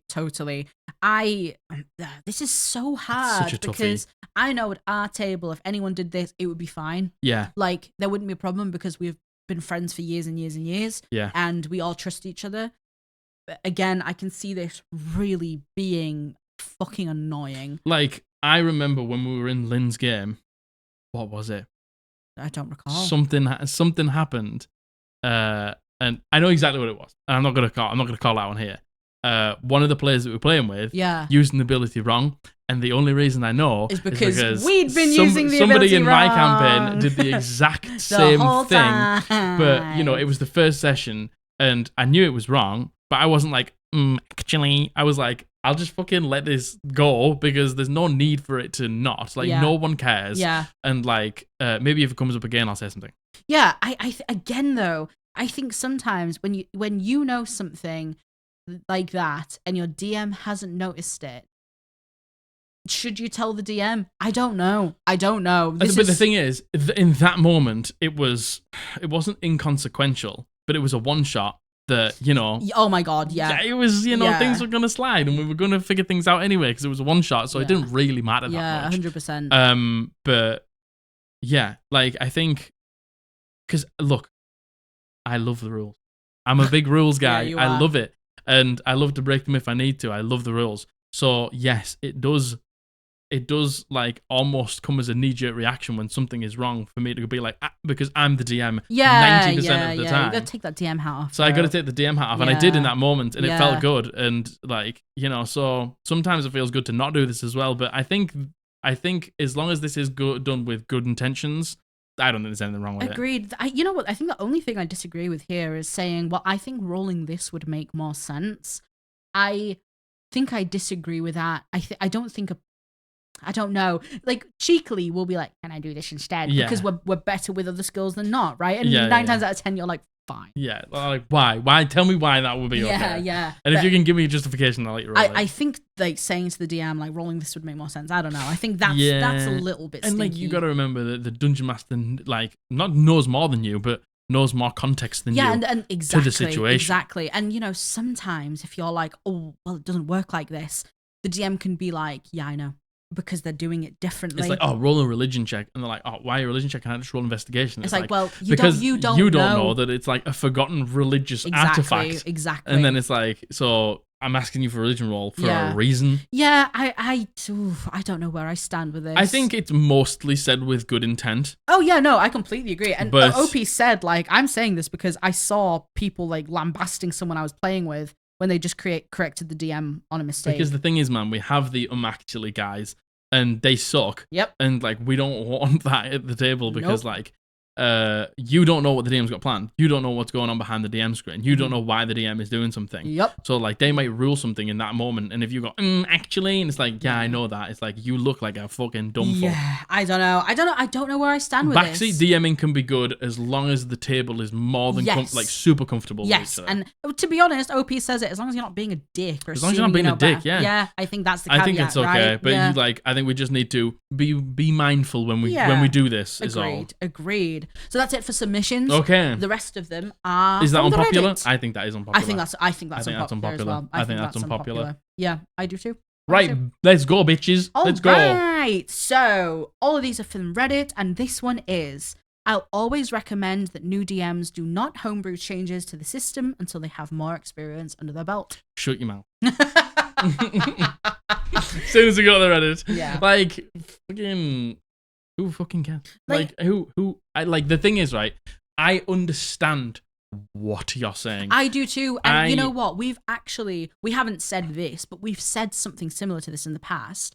In the 10 tips for DMing video we did, or whatever it was. Yeah. We said get to grips with the basics, and then start elaborating on rules. But like the thing is, it's so tough to say that because let's just say, me as a dungeon master, when I started dungeon mastering, I've been watching Critical Role for years. Yeah. And I basically knew how to dungeon master. It was just if I had the confidence, the willing, the want to do it. Of course. So, like, I was more than happy to introduce a handful of homebrews because I knew they weren't imbalanced. And listen, there's some homebrews, like bonus action potions, that are just better for the game. Just better. Better for the game. 100%. Like, there's a few things like that that, like, That's a good change for the game. Yeah, 100%. Now, there is a caveat. Yeah. Because I have seen dungeon masters who are brand new, first time dungeon mastering, who change a lot. Yes. And it's more so changing the full system of how things work. Or even just like some of the real fundamentals. Yes. And they suffer for it. Yes. Because when they've made the change, they have not really understood why that change would be bad, would be good, would be impactful. And then it's happened, and then they've gone, why did that happen? Oh, fuck, why did this happen? It's just like, it's probably because you maybe didn't understand why the change would be hard to balance. Hard to implement. Yeah, I would say, like, the popular ones. Bonus action potions. Yeah, if I'm a new DM and I want a fucking bonus action potion, and you tell me that I shouldn't do it because I'm a new DM, come on. Shut up. You know, I think big changes to the system, like how spells work, how changing, like death saves work or something. Yeah, exactly. I agree. I agree. But like, if you want to do a couple of homebrews, like a couple of little small homebrews, I would agree that sticking to the relatively normal rules as a first-time dungeon master is probably a good idea. Totally. But, you know, at the same time, if you introduce some homebrew rules and you don't like them, you can just take them out. Just take them out. Like, I think I do partially agree.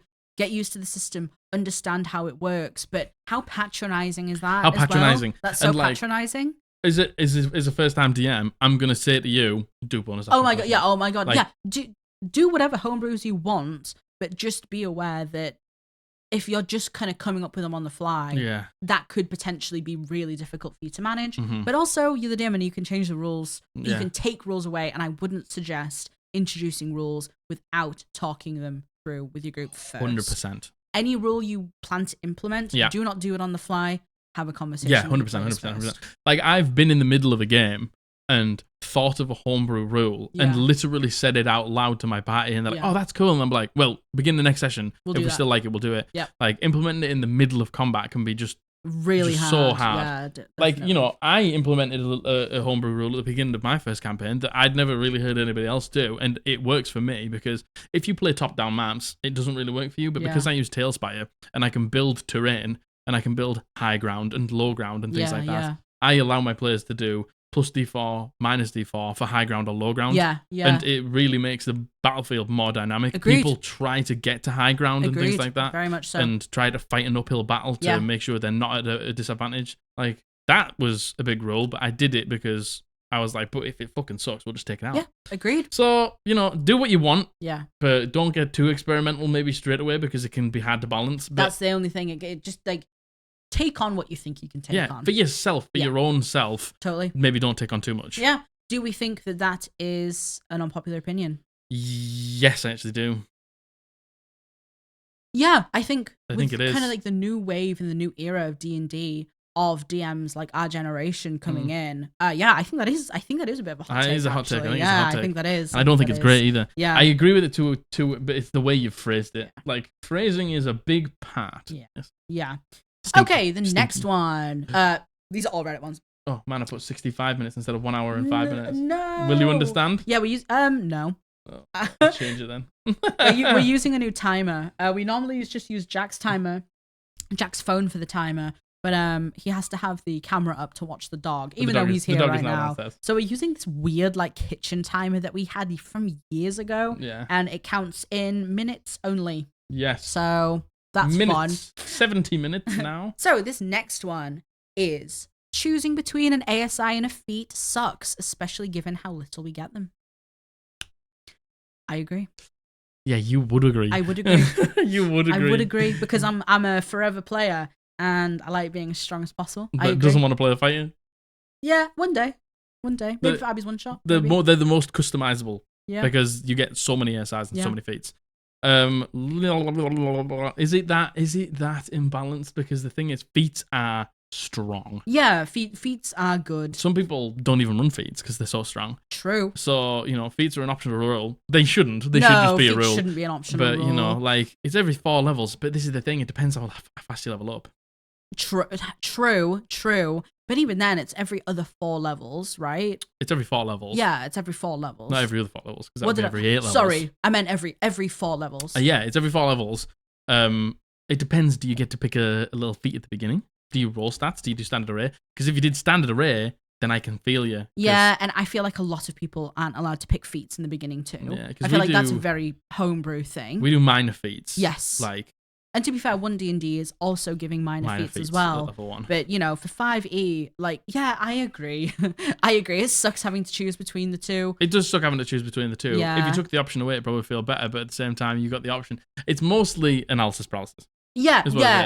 Oh, God. Oh, trust me. Yeah. I suffer from the worst analysis paralysis. We just made level 5 characters. Yeah. And oh, my God. having to level them up from level 1 and being like, oh, what do I take? What do I pick? It's agonizing. It's tough. Agonizing. But would it feel better if you didn't have the choice? Probably, but also the knowledge that you have the choice is the reason why you don't like it. Yeah, true. You know what I'm saying? True. I think it's like, if you're saying I want an ASI and a feat, you need to think of your poor dungeon master. Give me one. Give me them both. You need to think of your poor dungeon master. Give me them both at the same time. Who has to, give you magic items and give you all these things and balance it. Give me them. Yeah, this is a very player way to think, I think. It is. Give me them all. If you want more, pick a fighter. It's there for you if you want it. What do you think? Do you think this is unpopular? Yeah. Yeah, I think this is unpopular. I think there's a lot of players like you. Yeah. who would agree with this. Yep. Who think that the choice is unfair. Yep. I don't think it's unfair. No, I just wish we got them at the same time. I just wish we did. Wish we didn't have to pick. Yeah, I just wish we had all. Should go all. Yeah. I know, but that's really hard to balance because some feats are just. If the feats were more balanced, because the thing is, right, you pick Great Weapon Master, you pick Sharpshooter, you pick Warcaster. Like, it's tough because they're all so fucking strong. You get a spellcaster that's got a decent con bonus. And Warcaster, then it's never like gonna... you're never dropping concentration, which is so hard to balance for your dungeon master. The amount of times where I absolutely went for, and the only way you can get somebody to drop concentration is if you fucking knock them unconscious. Yeah, and then they're like, "Oh man, I'm getting hit so much," and it's like, yeah. Well, I've got to try and get rid of this spell somehow. I'm getting destroyed by Abby's Spirit Guardians. I'm getting destroyed by the fact that Josh just cast Polymorph on Matthew, and now he's got 150 hit points. It's like I've got to do it somehow.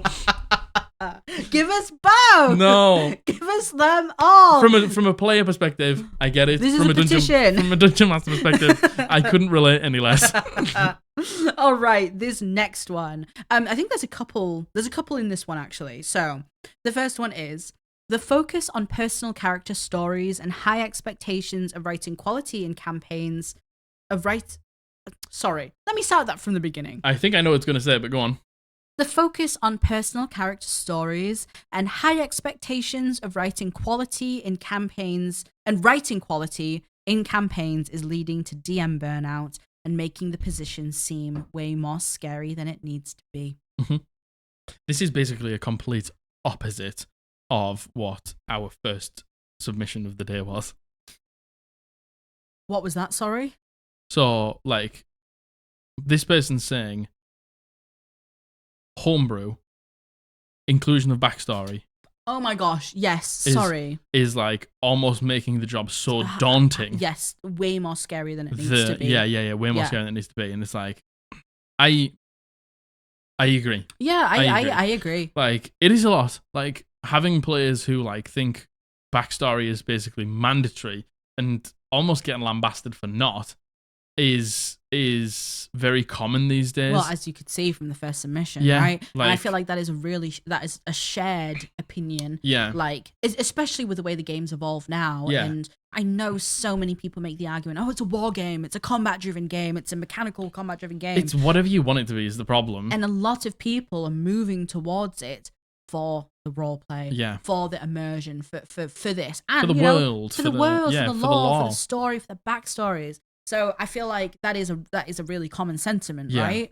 But I agree. I think there's so much pressure on DMs anyway, but I think especially now. Now, do I think that people expecting and wanting character backstories involved is a bad thing? No. Because I like that. I know pretty much everyone I know who plays D&D likes that too, right?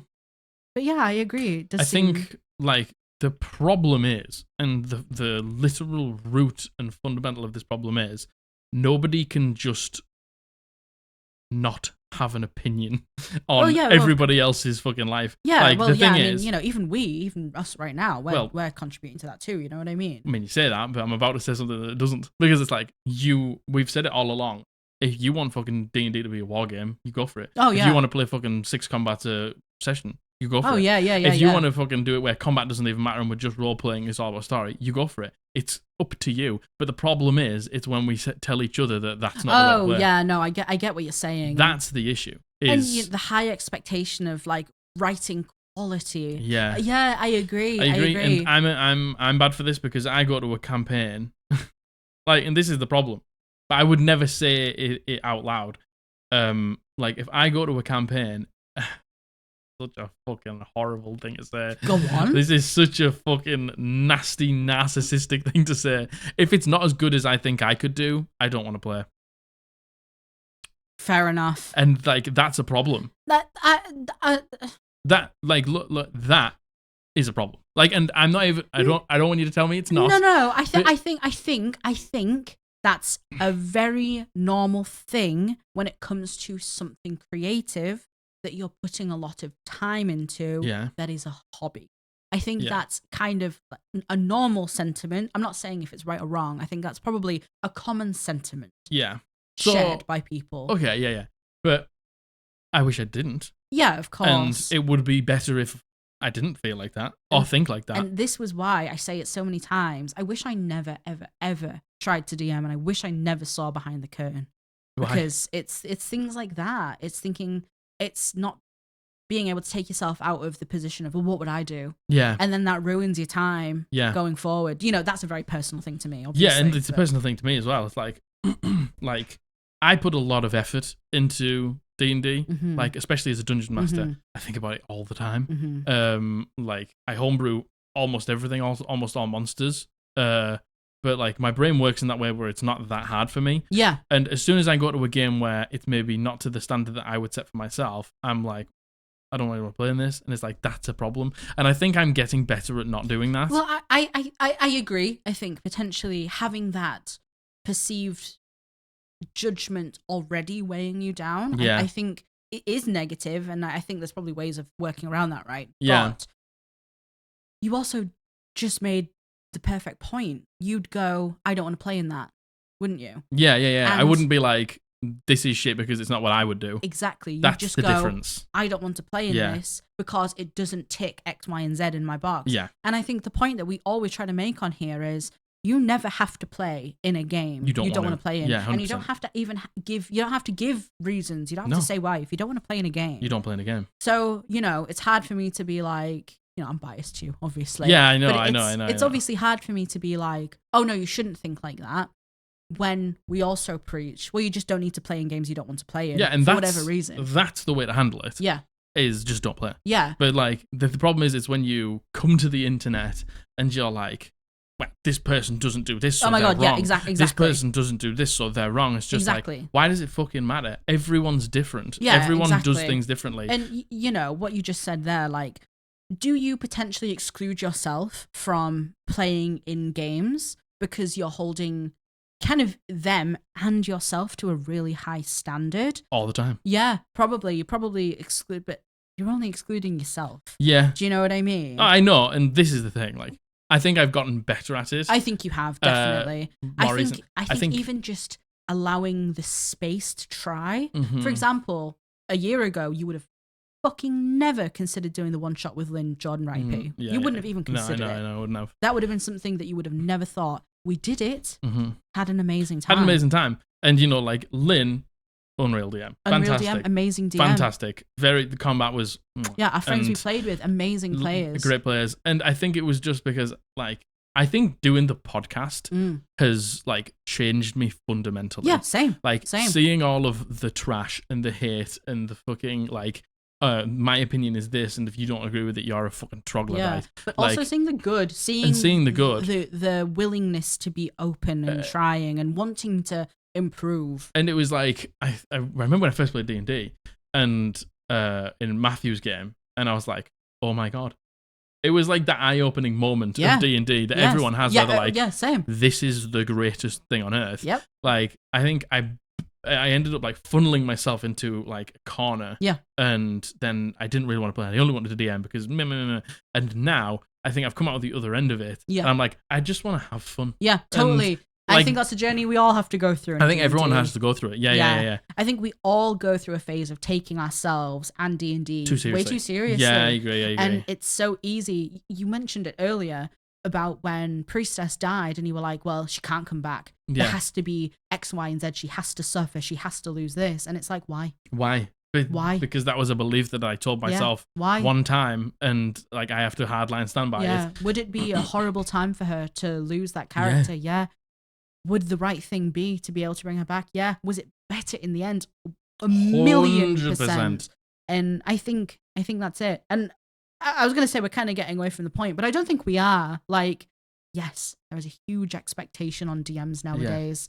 Yeah. And if somebody doesn't dungeon master the way you want, just don't play with that person. Yeah, just don't play with them. Simply. You don't need to give them your opinion of what they're doing wrong and why they're a bad dungeon master. You could ask for the things you want. Mm-hmm. There's no harm in having that conversation and saying like, hey, I love that you're doing this. Could we do this more? Could we try this more? Yeah. Like, I don't think there's anything wrong with that. And to be fair, this person got fucking eaten alive for this. Of course they did. For this opinion. Of course they did, because people on the internet are just the worst. Yeah. Like fucking flash news, fucking big headlines. Yeah. People on the internet have shit opinions that they feel like everyone needs to hear. People kind of came for this person for saying it, and I actually included their reply to this saying, I can't recall what the comments were, but they said, like, I'm just feeling the stress of my second long-term campaign, and I'm certainly trying for something more episodic next. Like an X-Files sort of deal,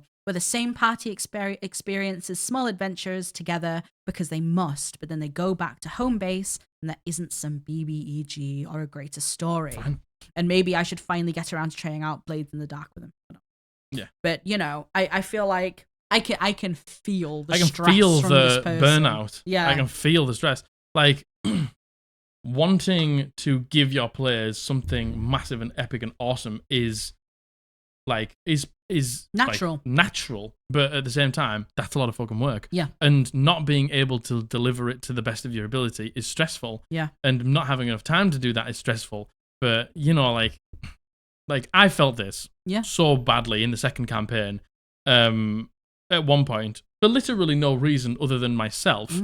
And that's why I was like, I'm going to do a more contained adventure next time. And I still want to do the contained adventure because I have a fantastic idea for it. Yeah. But it was like, then I don't have to build out all of the world lore, all of the map, all of this, all these NPCs. Like, so yeah. Like, and the people coming for this person are just idiots. Yeah, I agree. Just the people coming for this person. Close-minded, like, you know, there's an argument to be made that maybe you're putting the stress on yourself. Yeah. How can you not? But being a DM stress. Is a stressful thing. I know this. I DM'd for 6 sessions and it nearly, I hated it. Yeah. I absolutely hated it. It took such a toll on me mentally 100%. For this reason. And they actually have a second point to this opinion. My dears. Okay, so is this another one? Well, this is the same person with just a second point to the opinion, saying long-term campaigns should probably take more of a step back to 1-shot / 2-shots and 3 to 10 session short adventures.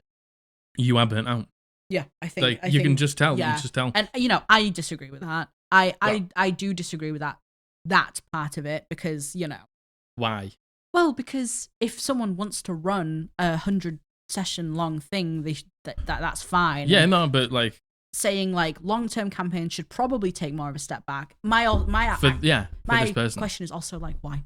So like this is it though. Like for this person, that's right. Totally. For you, that's not what you want. And I think for you at one point, this was true for you as well. But like, so this person's not wrong at No, all. oh my That's God, just no. what this person needs. Yeah, I agree. So I am like, the thing is, each DM is different. And like, yeah, thinking of like an entire storyline that has to play out with the BBG with secrets and lore and stuff like that is a lot. So you probably will get to the point in your Dungeon Mastering career where you're like, I'm just going to do some short stuff for a while. Totally. To just take a break. Totally. So, and anyone coming for this person is just an idiot. I know. I don't even think that's an unpopular opinion. Yeah. Like, I think, yeah, very, very much so. I love this. I hope this person's I alright. love this opinion because I think that this person has just recognized that they're burnt out. Yeah. And they're trying to remedy it. Yeah. Like, Totally. just trying to fucking push through the burnout is the wrong way to do it. Agreed. So, yeah. Totally fine. Yeah. Totally agree with it. Agreed. All right. The next one. Man, that was a big one. That was a big one. So this next one is, players don't need a backstory to be fully engaged in the world.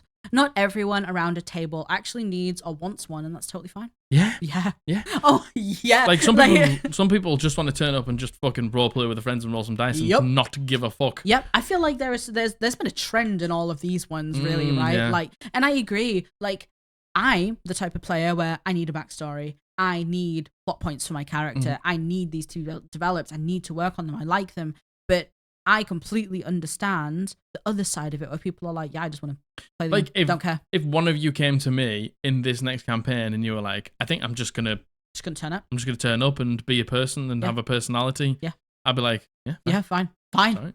Fine. Don't worry about it. Yeah. Like, I think, again, I think DMs can get caught up in, they need to send me a backstory. Or I need to give them, this kind of ties into the last one, right? I need to give them a curated experience and give them experiences on their backstory. And it's like, sometimes people just don't mind. Some people just don't want that. Yeah, some people don't want that. And if your players are not engaging and giving you a backstory, it doesn't mean anything against you. It could just be they just don't care. They just don't care that much. Yeah. And but the thing is, they just want to hang out with the mates every week. Exactly. Like, we've played with players like this. Yeah, we have. Who didn't absolutely. give backstory, who didn't care. They just turned up and they just wanted to roll dice and have fun, and that was it. And like, that's fine. Completely valid. But, like, it's the problem is, I bet you this person got fucking lambasted as well. I don't know. I didn't check. Like, and maybe they didn't because like player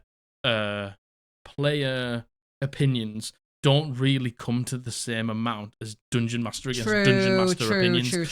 I'm a Dungeon Master and I give my players this, and if you give them anything less, you're a piece of shit. And it's just like, why? Yeah. I don't Agreed. Yeah, I fully agree. And I know, once I do like again, this. I think it's good. This is something that just comes in time, Yeah. realizing that everyone plays differently. Everyone's just different. Yeah, agreed. Do we think it's 100%. unpopular? Yeah, probably. You know what? I don't know. I think it probably is. I really don't know. But I agree with it. Yeah, I agree. 100%. So this next one is, most people aren't fun to play with. I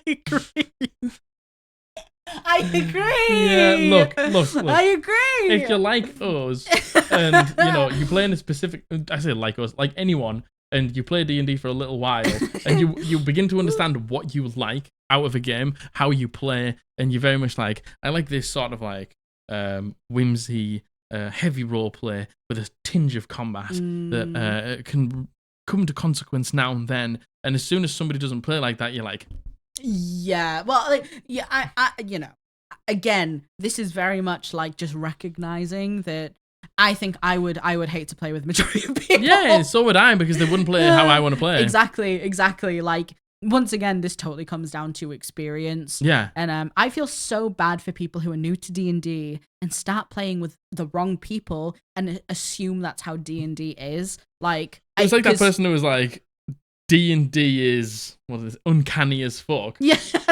Well, they didn't even realize the session had begun. Yeah, like, and talking about D&D is actually playing D&D because we don't actually do anything and stuff like that. Like, everyone just plays so differently. Totally. But just finding the group that you want to be in is the most important thing. Finding people who want to play like you. I think it's true. Most people aren't fun to play with because you have your own specific way of playing, and you'll work that out as you go along. But on the flip side, there's people who just don't care and will happy to play with absolutely anyone. Happy to just play D&D and just roll dice, yeah. I just hit the mic. I'm sorry. It's alright, I've hit the mic a few times. I don't know if that was so loud for you or not. You can turn it a little bit towards yourself because you've knocked it away. But yeah, I think, is that right? Okay, fair. Oh, did I knock it that way? I thought you knocked it that way. Yeah. There we go. That's better. Did you hear that? I don't know. Yeah, I agree. Most people aren't to play. Short, sweet, and to the point. Yeah. This next one is, I don't spend any real time on shops and shopkeeps unless I'm doing something really, really specific. Me. Yep. Agreed. Me. Like, yep. I think I used to be like, I have to draw a map of the town. I used to be like, who's all the NPCs in here? And I don't play it. I wasn't playing to my strengths of I'm very good at improvising. I'm very good at making it up on the spot. No, very much so. Very much so. If I want a recurring magic shop, then I'll put a little bit of time and effort into it. Yes. I'll have an idea of why the town looks this way. Where is it built into a hill? Is it the bottom of a ditch? Like, is it on the edge of a swamp? Like, I'll understand that. Yeah. But I'm not gonna go in and fucking plan all the NPCs and that. Yeah. I'm just gonna make them up as I go. Yeah. There's actually more to this. I formatted this really strangely. No, that's my fault. It says, do you remember the name of the cashier the last time you went to Walmart? Do you even remember what they look like? If you're not going to put effort into a real person, why should I put effort into an imaginary one? It's tough, innit? Because it's like you watch Critical Role. Look, huge Critical Role stan. Love it. It's amazing. But Matthew Mercer has a lawkeeper team. If they're going back to a town, he can go to his lawkeepers and be like, what was the name of this NPC? What was the name of this shopkeeper? And it's like, and he's got a team of people to keep that shit for you. I bet if we all had that, we'd all do it too. Yeah, I would do it. But fuck me, people go back to places and they're like, oh, what was the name of the shopkeeper? I was like, I don't fucking know. I said it on a whim. I don't know. I Googled it as you walked into the shop, picked a random Norse-sounding name 3 months ago. Yeah. Did you write it down? No? Don't know then. Again, I think this speaks to being comfortable with what you're capable of as a DM as well. I think, I fell into this trap when I first DM'd in the first 2 towns that I had planned out. I meticulously worked out. What are you looking at? Nothing. Oh, I thought there was like a spider or something. No. I saw your eyes. Yeah, if there was a spider on your head, I wouldn't be like, just so you know, babe. There's a spider on your head. I meticulously planned out all the shops in the queue. Didn't need to. It's too much. Not at all. Absolutely too much. Waste of my time. And the thing is, right, you want to do that, go for it. Power to you. Like the people who use that obsidian thing and they plan everything out and they've got maps of it, I wish that could have been amazing. Yeah. Good for you. Yeah. But if I tried to tell a story like that, I'd be first of all planning too much, bored as fuck, and not giving a good experience. I give a good experience I like to think that I give a good experience in the aspect of I tell a compelling story. Very much so. I have very much so. A few prominent NPCs who will, be part of the narrative. Yeah, and very much so. There'll be a law of the land, and I want to tell you that, and that's the shit I care about. Yeah. If I was to not do that and do more stuff like this, it would suck. Yeah. It would suck because I just wouldn't be good at it. Again, this 100% comes down to how you DM, your DMing style, and your table as well, because your players could think it's really important, and that's something you discuss at session 0 and going forward. You know what I mean? I'll tell you who's a fine example of this is Matthew. He did his first campaign and he put us on a deserted island with literally a handful of NPCs. Yeah. Because he was like, I want to do voices for every NPC. Yeah, I want them to all be different. Yeah. And if you were just to walk in a random town and I had to make up an NPC, I wouldn't remember the name or their voice and I wouldn't have practiced it. And that's how Matthew likes the DM. He likes to be very precise with each NPC. I was the same, yeah. And I think doing what he did was a great idea. True. Yeah. For him. Yeah. So, everyone's you would hate that. I would hate that. Yeah, you would hate that. Everyone's just different. And if you want to remember every NPC's name, fair. But, if you're going to make your dungeon master do it, at least take some notes and you remember too. Agreed. Because that's unfair. Yeah, agreed. Do we think that's an unpopular opinion? I think that's a 50-50. I think that's a 50-50 That's probably too. a 50-50. I think that's a 50-50. I think that's a 50-50. Yeah. All right, we're coming up. What time are we on here? You tell me what is that? Okay, we're on 95 minutes. There's 60 minutes in an hour. It takes 40 to get to 100 from 6. So that means 30. So we're 1 hour and 35 minutes in. Perfect. What do you like the way I worked it out? Yeah. What do you think? What do you reckon? That was some big brain. Matthew. Margaret's not good with numbers. No. Who would have thought? Who would have thought? it? Well, listen, if you were deceived, bamboozled there into thinking I was good with numbers, I'm not surprised because that was some big brain shit. Good big brain shit. That was some big brain shit. Thank you for your brain cells. I much appreciate it. Entity, make sure I keep the cell after this. Thank you. Yes. This next one is sorcerer's powers come from their blood/body and they should be concasters, not charisma casters. Fight me about it. mean, I get it, but yeah. I mean, I get it, but is that how it is? Is that how it is for maybe a sorcerer that you've run for? Yeah, fair. Yeah. If it was they were born with it, it's in their bloodline, it's, you know, in their body. Like, or is it just a occasion that it's did a magical burst happen around them? I never understood charisma for sorcerers. I don't get it. I don't understand the correlation between charisma and sorcerer. I get it, yeah. Maybe, I don't know. Does that make sense to you guys? Like, is there like something that I'm missing potentially from like lore or like official canon? I totally get it. Like, and the thing is, right, is it an experience? Because the thing is, it doesn't have to be bloodline. Yeah. It doesn't have to be body as well. Yeah. But I understand that it's like they're inherently magic, so it can make sense. Yeah. But you try and balance a sorcerer, a constitution-based sorcerer. They would literally, they would. It's one stat. Like, you would be the single ability score dependent. You would be the saddest motherfucking class on earth. You'd be able to just bust that straight to 20, and you'd be unreal at concentration. And you'd have loads of hit points. Yeah. You agreed. Your DC would be great. Your spellcasting modifier would be great. And you wouldn't need to. The thing is, it's like think of a wizard. Like, they have a D6, but it's intelligence. So they need to consider their constitution, otherwise they're going to be rubbish. They also need to consider their dexterity, otherwise their armor class will be bad. And that's kind of maybe why I'm thinking they chose charisma. That's probably exactly why they chose charisma. To give them 2 ability scores they have to worry about, and to make it different from the wizard.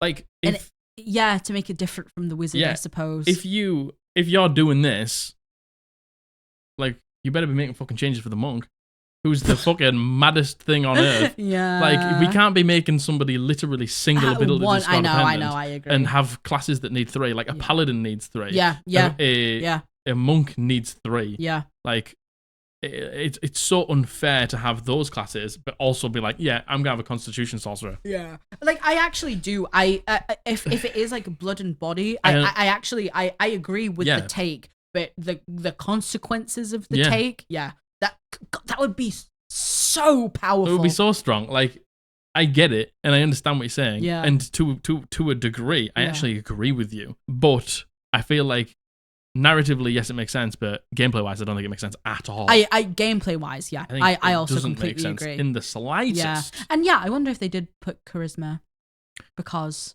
like, you know, to make it different. Charisma can be like about your like aura, and like it's in your blood, and you're the reason you have it. So like maybe that's why it would probably make more sense to be Constitution. Yes, but gameplay wise, that'd be fucking rock hard to balance. Yeah, agreed. Do we think that's unpopular? Yeah. Do we think it's unpopular in terms of the actual like the narrative or the? I think. As from a player's point of view, they'd be like, yeah, of course, yeah, Constitution-based spellcasting sorcerer, obviously, and then DMs would be like, please, no. Yeah, what do you think? I get it, but I don't agree with it. Okay, this is the third to last. How many is this in total? This must be like 15 or something like that, right? This is 13. This is the 13th. This is the 13th. Yeah. So yeah, there's about 15 in total. So this one is: many players who prefer roleplay in D&D primarily just want to engage in a series of gags, gimmicks, and quips, and it undercuts the game immensely when that sort of culture takes over the table. Well, that's silly. Tell that to my sad, brooding, angry characters all the time. Yeah, like we love roleplay. Like, yeah, we like combat as well, but I think we actually prefer like the storytelling, the roleplay aspect. Yeah, definitely. Of D&D. Definitely. And our games are usually immensely serious with an immensely important story. Like but you know, this is just your personal experiences, right? Like when I hear roleplay, I think of things like that, like character development and talking in character and making hard decisions in character. Yeah, granted, I also think of the funny stuff, right? Like, I don't immediately think of that. I get that there is a group of people, or like a demographic of the D&D community who does just like silly quips and jokes and like messing around, always and that's puns, always going and to be. you know, that's fine. Totally. Like, but I don't think saying that the people who prefer roleplay. I feel like that is... I think that's a minority of the people who like roleplay. Yeah, I feel like that's a completely separate thing. I don't see the correlation between the two, but again, I feel like this person is probably just talking from personal experience. Yeah. But yeah, somebody came into the table and they were like, I just really like roleplay, and then they came into the game and they were like this. Like, you'd be like, no, you don't. And then the person was like, everyone who just likes roleplay only likes to be stupid and funny and silly. Yeah, but if they came to the table and they're like, I love the roleplay, and then they just did their gags and gimmicks and quips, you'd be like, I think you just want to have a bit of fun. Yeah, which by the way, is the whole reason we play the game, to have fun. So if that's how you enjoy playing the game, you play that game. Yeah. But saying that people who like roleplay, they prefer roleplay, just like that, is just wrong. What do they mean by gags? Do you think? Gags, like, you know, like jokes. It's a gag. Yeah. What do you think they mean by gimmicks? I don't know, like stupid character gimmicks. I've got one really big foot, and the other one's normal sized, and every time they walk, it goes. I see. Yeah. Next character. But I do. What's that name? Bigfoot. I do agree, though. I think if you trying to play a serious game and you have someone who's constantly doing this stuff, of course it undermines it. Yeah, of course it does. But they don't speak for the majority of people who like roleplay more than combat. Yeah, agreed. Do you think this is... Yeah, I think this has to be unpopular because not everyone can be this silly. Yeah, and there's nothing wrong with being silly, but you know. No, not everyone can be this silly in terms of this fucking take. Oh, yeah, totally. This fucking take is dumb. All right, this next one. This is the second to last. This is penultimate. Penulti. Are we ready for the penultimate? And then and then you can entertain. What have you said about their brain cell? Are you giving them time with them? No. Okay. Yeah. Cool. Okay. Next one. Next one. This second to last one is there isn't a large caster/martial divide at most tables. If you've got a competent DM, all classes have their place. Plus, it's a team game. I'm not pissed that the wizard can cast invisibility. I'm just happy we all got inside and out the enemy base. Mm-hmm. I agree. At a table that is managed by a dungeon master who has maybe a little bit of experience, who's just good at balance. Or just a DM who is mindful. Yes. And make sure, and wants to make sure everyone has like a similar experience. Yeah. Like, I think, I agree. Like, I think if you play the game rules as written, yeah. Like, the thing is, right, you can come, like, there's a lot of people who come to me and they're like, I don't understand why you say that about the monk, and I'm like, that's probably because you've had a good dungeon master. Yeah, that's probably because you've played in a game where your DM accommodates to these things. Yeah, accommodates short rests, and it just doesn't make you being a monk a massive problem. Definitely. So, like, the thing is, if you get to high end play, those disparities between the two will rear their heads. Agreed. No matter what. I actually think the majority of tables, and my opinion's changed on this completely since we've done the podcast. I think the majority of tables probably won't get to the point where the disparity is that a problem. Yeah. Like, I think, and I'm speaking from just what we've seen in our experience, the majority of tables go from like 1 to 15.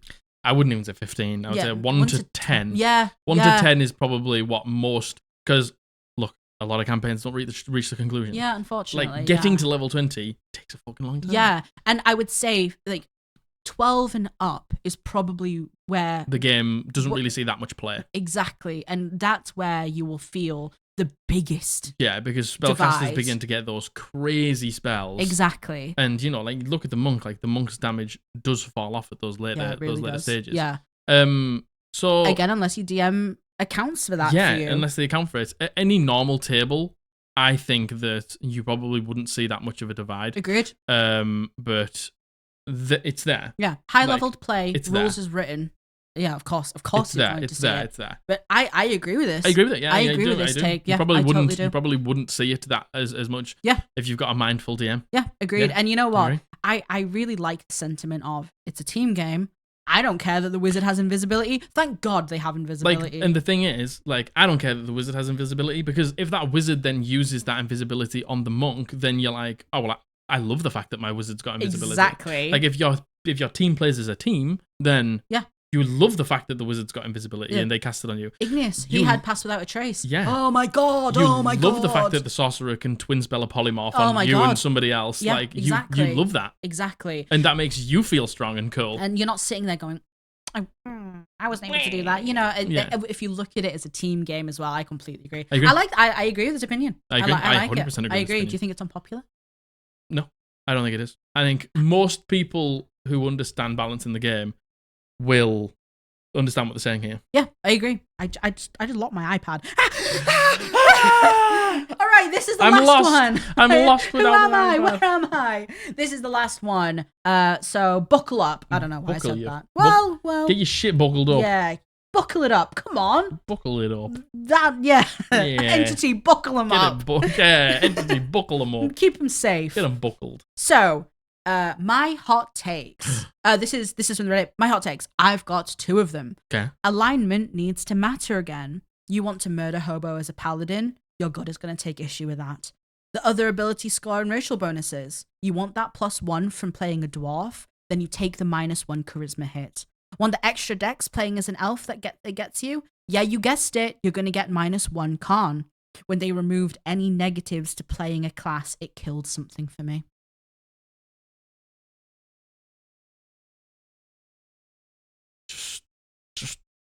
Just roll stats then and make sure that they have a negative.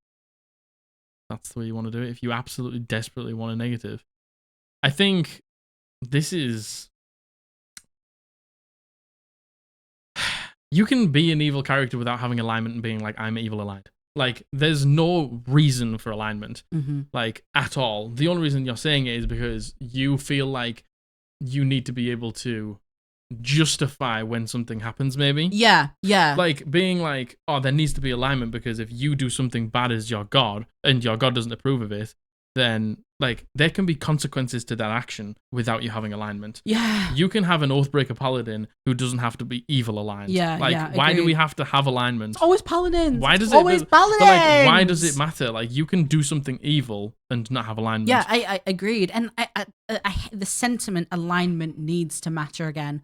Why? Because it mattered back in the day and you enjoyed the game more. Like, what box does it tick a box for you? The thing is, if you're playing a game just to tick boxes, are you having fun? Are you having fun being like, it needs to matter again? It's like, why? Why do you have to force people into that box? Because, and again, I'm just gonna take an educated guess. You are maybe a slightly older person now, like me, like 30 years old, and you played back in the day.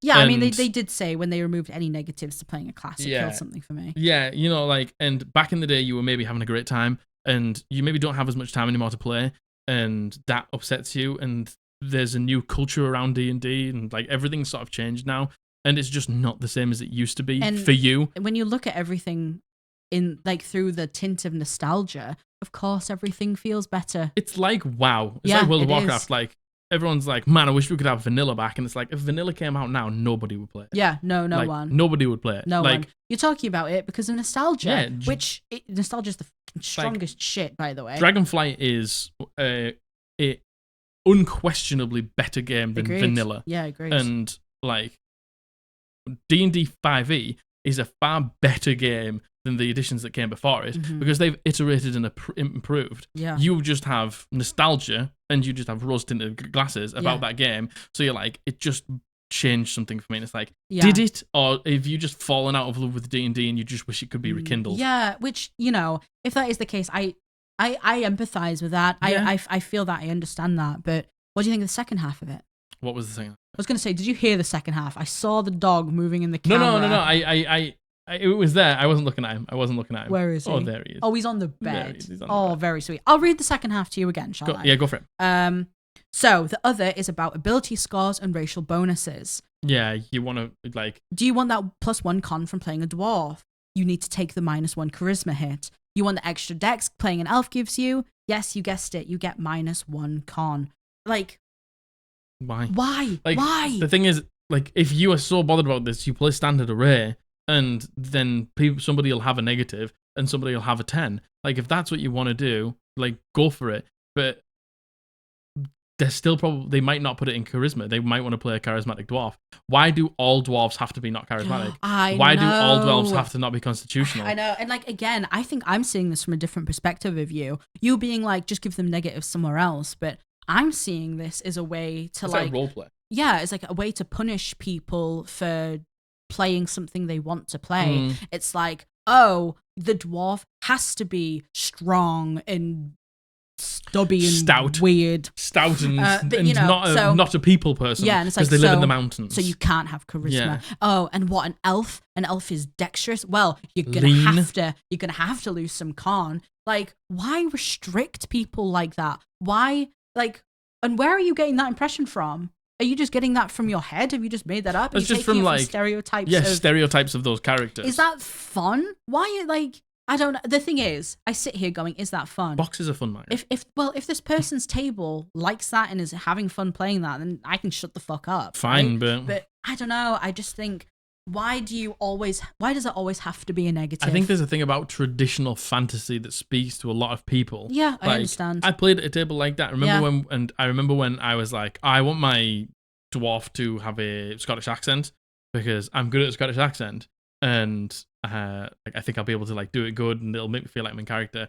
And the DM was like, you can do that, but all of the dwarves in my game have Norse accents. Yeah. So they'll think you're stupid. And I'm wasn't it like you have to lose a point in intelligence? You might have to lose a point in intelligence. Yeah. Like, and it's like, why? Yeah. Like, why? Why punish me for just making a choice that I want to make? A choice that I want to make. Yeah. Stupid. Like, everything has to be in these boxes and look this certain way. And if not, then boo. Boo, poo-poo, dog shit. I hate that. And, the alignment thing, like, I completely disagree with it. But I again, disagree with it. So many people like alignment and so many people use alignment. And I thing is, I understand. When I make a character, I think in the back of my head alignment, like what I would class them as. Do you know what I mean? But the thing is, I don't. You don't think of every decision when you think of that alignment. Of course, no, you just allow that to lead a lot of your roleplay in moments. Exactly. But your character can change. Alignment needs to matter. To what degree? Why? To what degree does it need to matter? I completely disagree with both of these. I disagree with both of these. I hate them. I think they're pestilent. Smelly. I would like to think that these are unpopular. I'd like to think they are. I think that's popular with a certain demographic of players. Leave paladins alone! Leave them alone! Leave them alone! Listen, paladins, I'm here for you. Yeah. Don't hit me up. I'm here for you. I'm not that bothered. I'm going to join the paladin club very soon. So I feel that. I hate that. Lawful good paladins. Wah. That's it. That's it. That's a fill. And no, I've consulted with the entity. You're not getting the brain cell back. There's no further questions. It is ours. It is ours for the day. That's the end. We need it. So just fucking get out of here. That's it. Did you enjoy it? What did you think? Do you agree with these unpopular opinions? Yeah, let us know. I just want to quickly say, I said it again last time, and I was like, just fucking hit us up for the algorithm. And so many people did it. Oh my god! And it pushed the video so much further. Oh my god! Yeah, we said it last time. I won't keep saying it if you just keep doing it. But as soon as you stop doing it, I'll have to say it again. So just algorithm. I like algorithm. Algorithm good. Oh my god! Helping the video. Like hot dog. The hot dog. Seriously. Somebody literally said hot dog. Jack said like every time you leave a comment, it really helps. Oh my god! You guys left so many comments in the last video, and it pushed us to pushed it to the #1 video. Yeah, it went from. So the last 3 videos have been the top 3 videos. Yeah, because that was the 3rd one, and then you started to put all those comments on, and it pushed it to #1. Oh my god! Like just so you know, like the facts are, it really helps the video. It really helps the video. Keep doing it. Thank you. We'll keep pushing this community. So thank you so much to every single person. Thank you so much to the people who every single video comment. We see you. We see you fighting for the first comment. So thank you. We love you so much. Every single one of you. You know, like wow, like it's unbelievable. Comment if you can. If you can't, fair enough. That's fine. We're not going to be like, well, you can't be mad at this community. If you comment, I'll consider giving the brain cell back. How about that? All of you. Hit the thumbs up. www.eldritchpodblast.co.uk. Heavy metal t-shirt, logo t-shirt, logo with the back print with the squad blasters on. Go and pick up a t-shirt from there. Hellbound Dice, our Etsy shop. Oh, I also have something to say. Thank you so much to everyone who we put out TikTok. A tick clock? No. How old do I sound? Put out a TikTok. We put out a TikTok the other day talking about our small business, Hellbound Dice on Etsy. There was like a really good promo over the weekend, and you guys really, really came through for us. Yeah, you did. So thank you. Oh my God, thank you. First of all, for taking advantage of the sale for yourselves. Oh my God, the sale was a really great sale. Helping us out. But we do still have part of the sale on now, which is 10% off. But you get 10% off the whole store with the code Podblast. With the code Podblast. So please consider that. It really helps us. Yeah, that's a great way to support us. Truly. So thank you very much. Thank you. Comment down below with any fucking bullshit you want. Yeah. It helps. Hit the thumbs up button to like the video. Bell will notify you when we upload a video on a Monday and a Thursday. Subscribe if you haven't. I know most of you have, so thank you very much. But if you haven't, what the fuck are you doing? Oh my God, why? Join the Discord. We love you very much. I love you. I love you. Bully loves you. He's in bed. And we're going to see you on Monday. Bye.